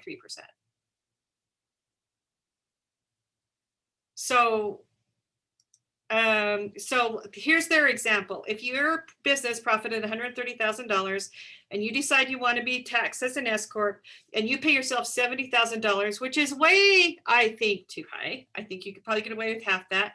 Yeah, it should be your self-employment tax would be $10,710 instead of $19,890. That's a savings of $9,000 in self-employment tax because you are filing as an S Corp and you're paying yourself a salary. Well, I will say that I know, like with my CPA, it kind of depends on the market value of what you're doing. So like in your case, you can easily justify your $1,000 a month because you're not doing very many deals. But somebody that's doing a lot of deals would have a hard time justifying that. That's true. So you have to, it's because there's no set guidelines for the IRS. And I did some research on this last night. It's reasonable. What would someone doing that job reasonably be paid? Now, if your net profit is $130,000, good heck, your GCI is going to be what, twice that? So that means to replace you would probably be the $70,000, right? But I didn't think that there'd be too many on the call who were making, north of $250,000. But it does reduce your self-employment tax if you pay yourself a wage and handle it like that. Health insurance is deductible but you have to count that as income on your W-2. So you could do that as an S Corp. So we have insurance through my husband's, he used to work for Questar. So he maintains his health insurance through that entity. That health insurance, now that he no longer works there, we pay for 100%. It's $1,500 a month. But I write that check directly to the insurance company. And because of that, I can put that as income to him from my Accountaholics. That's the name of my accounting business. And then show that as W-2 as income to him. And then I can take that off. It's a tax deduction. $1,500 a month is a really big deduction when I don't make that much money in that business, right? People keep saying I just do it because I love the numbers. So I don't charge my clients very much. So I don't have a lot of income in that. So a $1,500 deduction is huge. It's huge for me. SEP IRA, Tim is the team leader in our office, and he rants, raves, swears up and down. SEP IRA is the best way to go. He's very high on those. Talk to your CPA about getting that set up. Highly recommend that. Solo 401k. I've hired my spouse. My husband has a master's degree in organizational management, and my day job as MCA also includes HR. So he and I have a monthly consultation when I'm hiring someone, when I have to issue a disciplinary letter, or we have an HR violation or whatever. So I hire him to help me, and I am able to pay him, but then I can write that off, right? Because it's a deduction to my business. Does that make sense? So just think outside the box. My daughter runs all my errands. She's best friends with the post office. She does all of those kinds of things, filing, dropping off checks, that kind of thing. She did that all through high school. I paid her for that. And then she bought her whatever she needed, right? She paid for her own school activities. She paid for her own clothes because, and I could write off that expense because I was going to buy her the clothes anyway, but I paid her for what she did for my business, right? And then she made whatever she did with her money. And because she can make $12,000 or less a year and not even have to file a tax return or owe any income tax, but I'm just changed that to owe income tax. That was, I have a question. When you say you hire your family, do you pay W-2 or you pay 1099 to them? I paid them W-2. W-2? Uh-huh. Oh, okay. And then we talked about the meals that were 50% and then prepaying expense. Like I have an agent that does this. He's a pro at it. If he thinks he's going to have a better year this year than next year, he prepays everything under the sun in December for next year because it's cash basis. He wrote those checks. The money comes out in December. He can write those things off and then the next year. The problem is with, bless his heart, until this year, he's always done better the next year. So then he's in a continual cycle of that, right? But so last year I had 4 of my kids buy and sell. And so that year was really high in commission. The 2 years before then I had 0. So I wrote off everything I could think of in 2020 to reduce that income down, taxable income down, because I know this year I thought for sure none of my children would move, and then 2 of them did anyway. So, but so I will have a little bit of income this year, but it's just thinking ahead, planning, and setting expectations, I think. But I don't think a lot of people think of prepaying expenses, right? So one of my agents did their tax return and he's like, oh my gosh, you are going to have a giant tax bill. So I want you to go out and buy a huge SUV. So they went out and he spent $60,000 on an SUV, but he paid cash because he had been savings throughout the year for his taxes. I think he was at 30%. He saved 30% of his income for taxes. He paid cash for that $60,000 SUV, right? But he was able to depreciate the whole thing. It brought his tax bill down $60,000, right? So that he didn't have to, and then he has no vehicle payments. So that was a pretty cool deal. Works for me. Yeah, just make good friends with your CPA, whoever's filing your taxes. So I've been to many over the years, and 90% of them, all they want to do is file your tax return. They don't really help with the planning. You need to find one, and you're going to have to pay a little bit more that will help you with the planning, because planning is what matters. To do the tax return, anyone can do that. You can go buy the software and do it. That's not what's important. It's the planning that's important. Let them know, like, this is my business setup. This is my spouse, if I have one, or my home situation. I'll take it, because all of that goes into consideration, and then come up with a plan. And then you just implement that plan throughout the year, and then go meet with them throughout the year to get some regular updates, whether you need to move things up or down. So I have one guy that I think 30 of my agents use him for taxes. Anyone that's really just a basic realtor return under 100,000 a year, I send to him. He needs to start paying me a referral fee, gosh dang it. But anyway, every quarter I get an email and he lists all 30 clients, and he wants their DA list of all of their commissions, so he knows how much they've made that quarter. And then I also get an email from the same names for my accounting business, because I do payroll for a lot of those people, and he wants to know how much they have paid in income taxes on their W-2 check, because that's basically prepaying their tax liability. So I give him all those reports, and then he updates, every quarter, pay them less, pay them more, hold out less, right? Every quarter. And then at the end of the year, those 30 people, they don't write a check. And if they do, it's 30, you know, it's $300 or something. And then the rest of us sweat it out, right? Because we haven't gone in and checked and got an update throughout the year. I want to know that guy. Yeah. Well, he's in Orem and he's actually very inexpensive. So, and I love dealing with those agents because they never come back from that appointment all upset because they've, you know, met with him every quarter. He's updated things and they're always in a really good situation. One of those was the ones who got to go buy a new car. Nice. No relief, maybe one quick comment. You got a minute? Can you hear me? Yeah. Oh, yeah. Go ahead, Devin.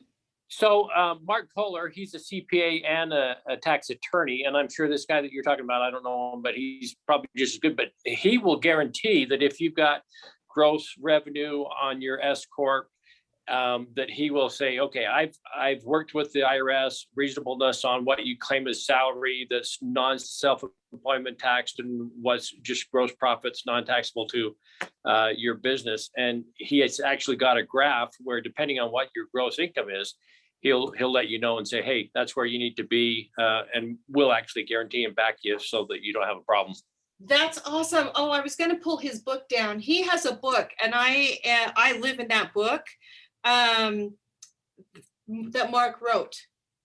I think I have it in my other office.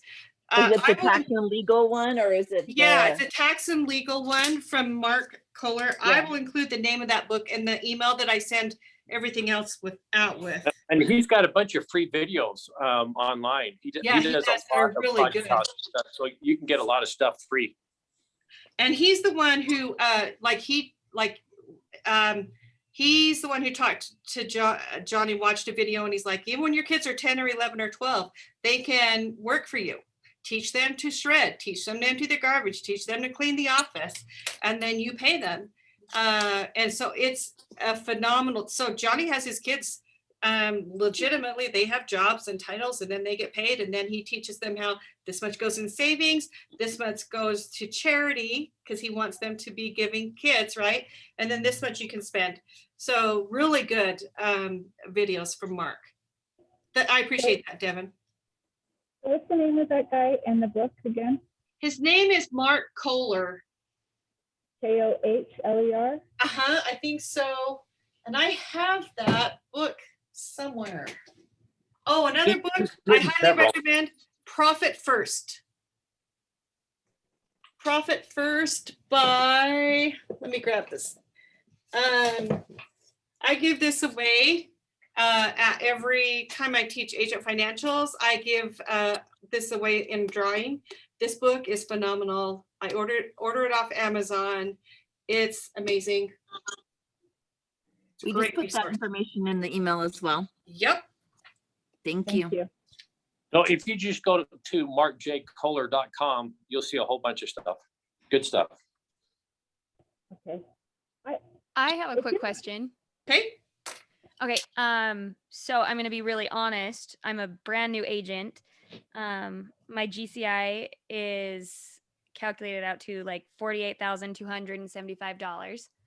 And I'm wondering how much I should pay myself. I'm going to be doing an S Corp this next year. I didn't last year because I just started and I didn't make enough. But how much I should pay myself where I'm not making very much right now.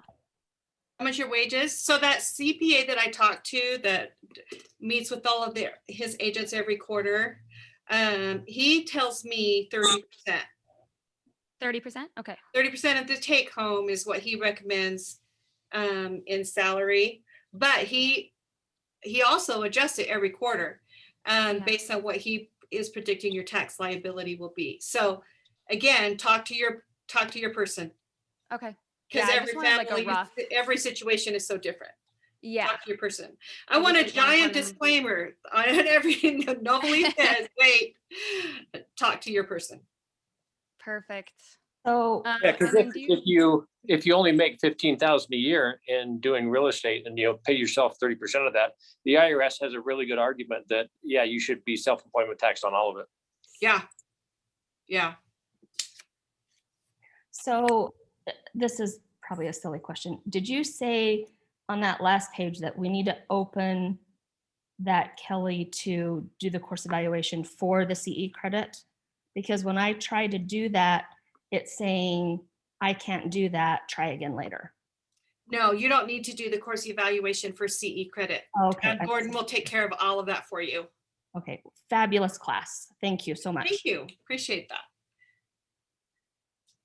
By the way, how many credits is this class? How many attended? 112. No, CE. Oh, 3 CE credits. Oh, nice. Good. Yeah. Was it worth 3 hours? Good. All right. Any other questions? Just when you send us the information, it's also going to have the DA sheets, right? Yes, I'm going to send that out. I feel so bad, but I didn't want you to lose your CE credit because we made it KW specific. We needed to keep it really general. So that training I thought was going to be incredibly valuable because I have people here who are 6 years and they don't understand that there's a page 2 to the DA, let alone what's on it. Because a lot of times they just look at the top page. So I'm going to make sure that the DA training is there. Aaliyah had a whole training presented, and when I skipped Chris, I accidentally skipped her, or when I told Chris to cut it short, I skipped Aaliyah, and it makes me sick. I feel bad. So I'm going to record hers and send that out as well. Wonderful. Thank you so much. So talk to your CPA, but make a plan. Thank you, Amy, Kimber, Chris. You guys are rock stars. Bless your hearts. Appreciate all you did to help us pull this off. And I'm going to send you everything. Don't worry. Becky, Nate, the class that Johnny taught was called, it's basically Quantum Leap, but when it's for youth, they call it QL. Just the initials.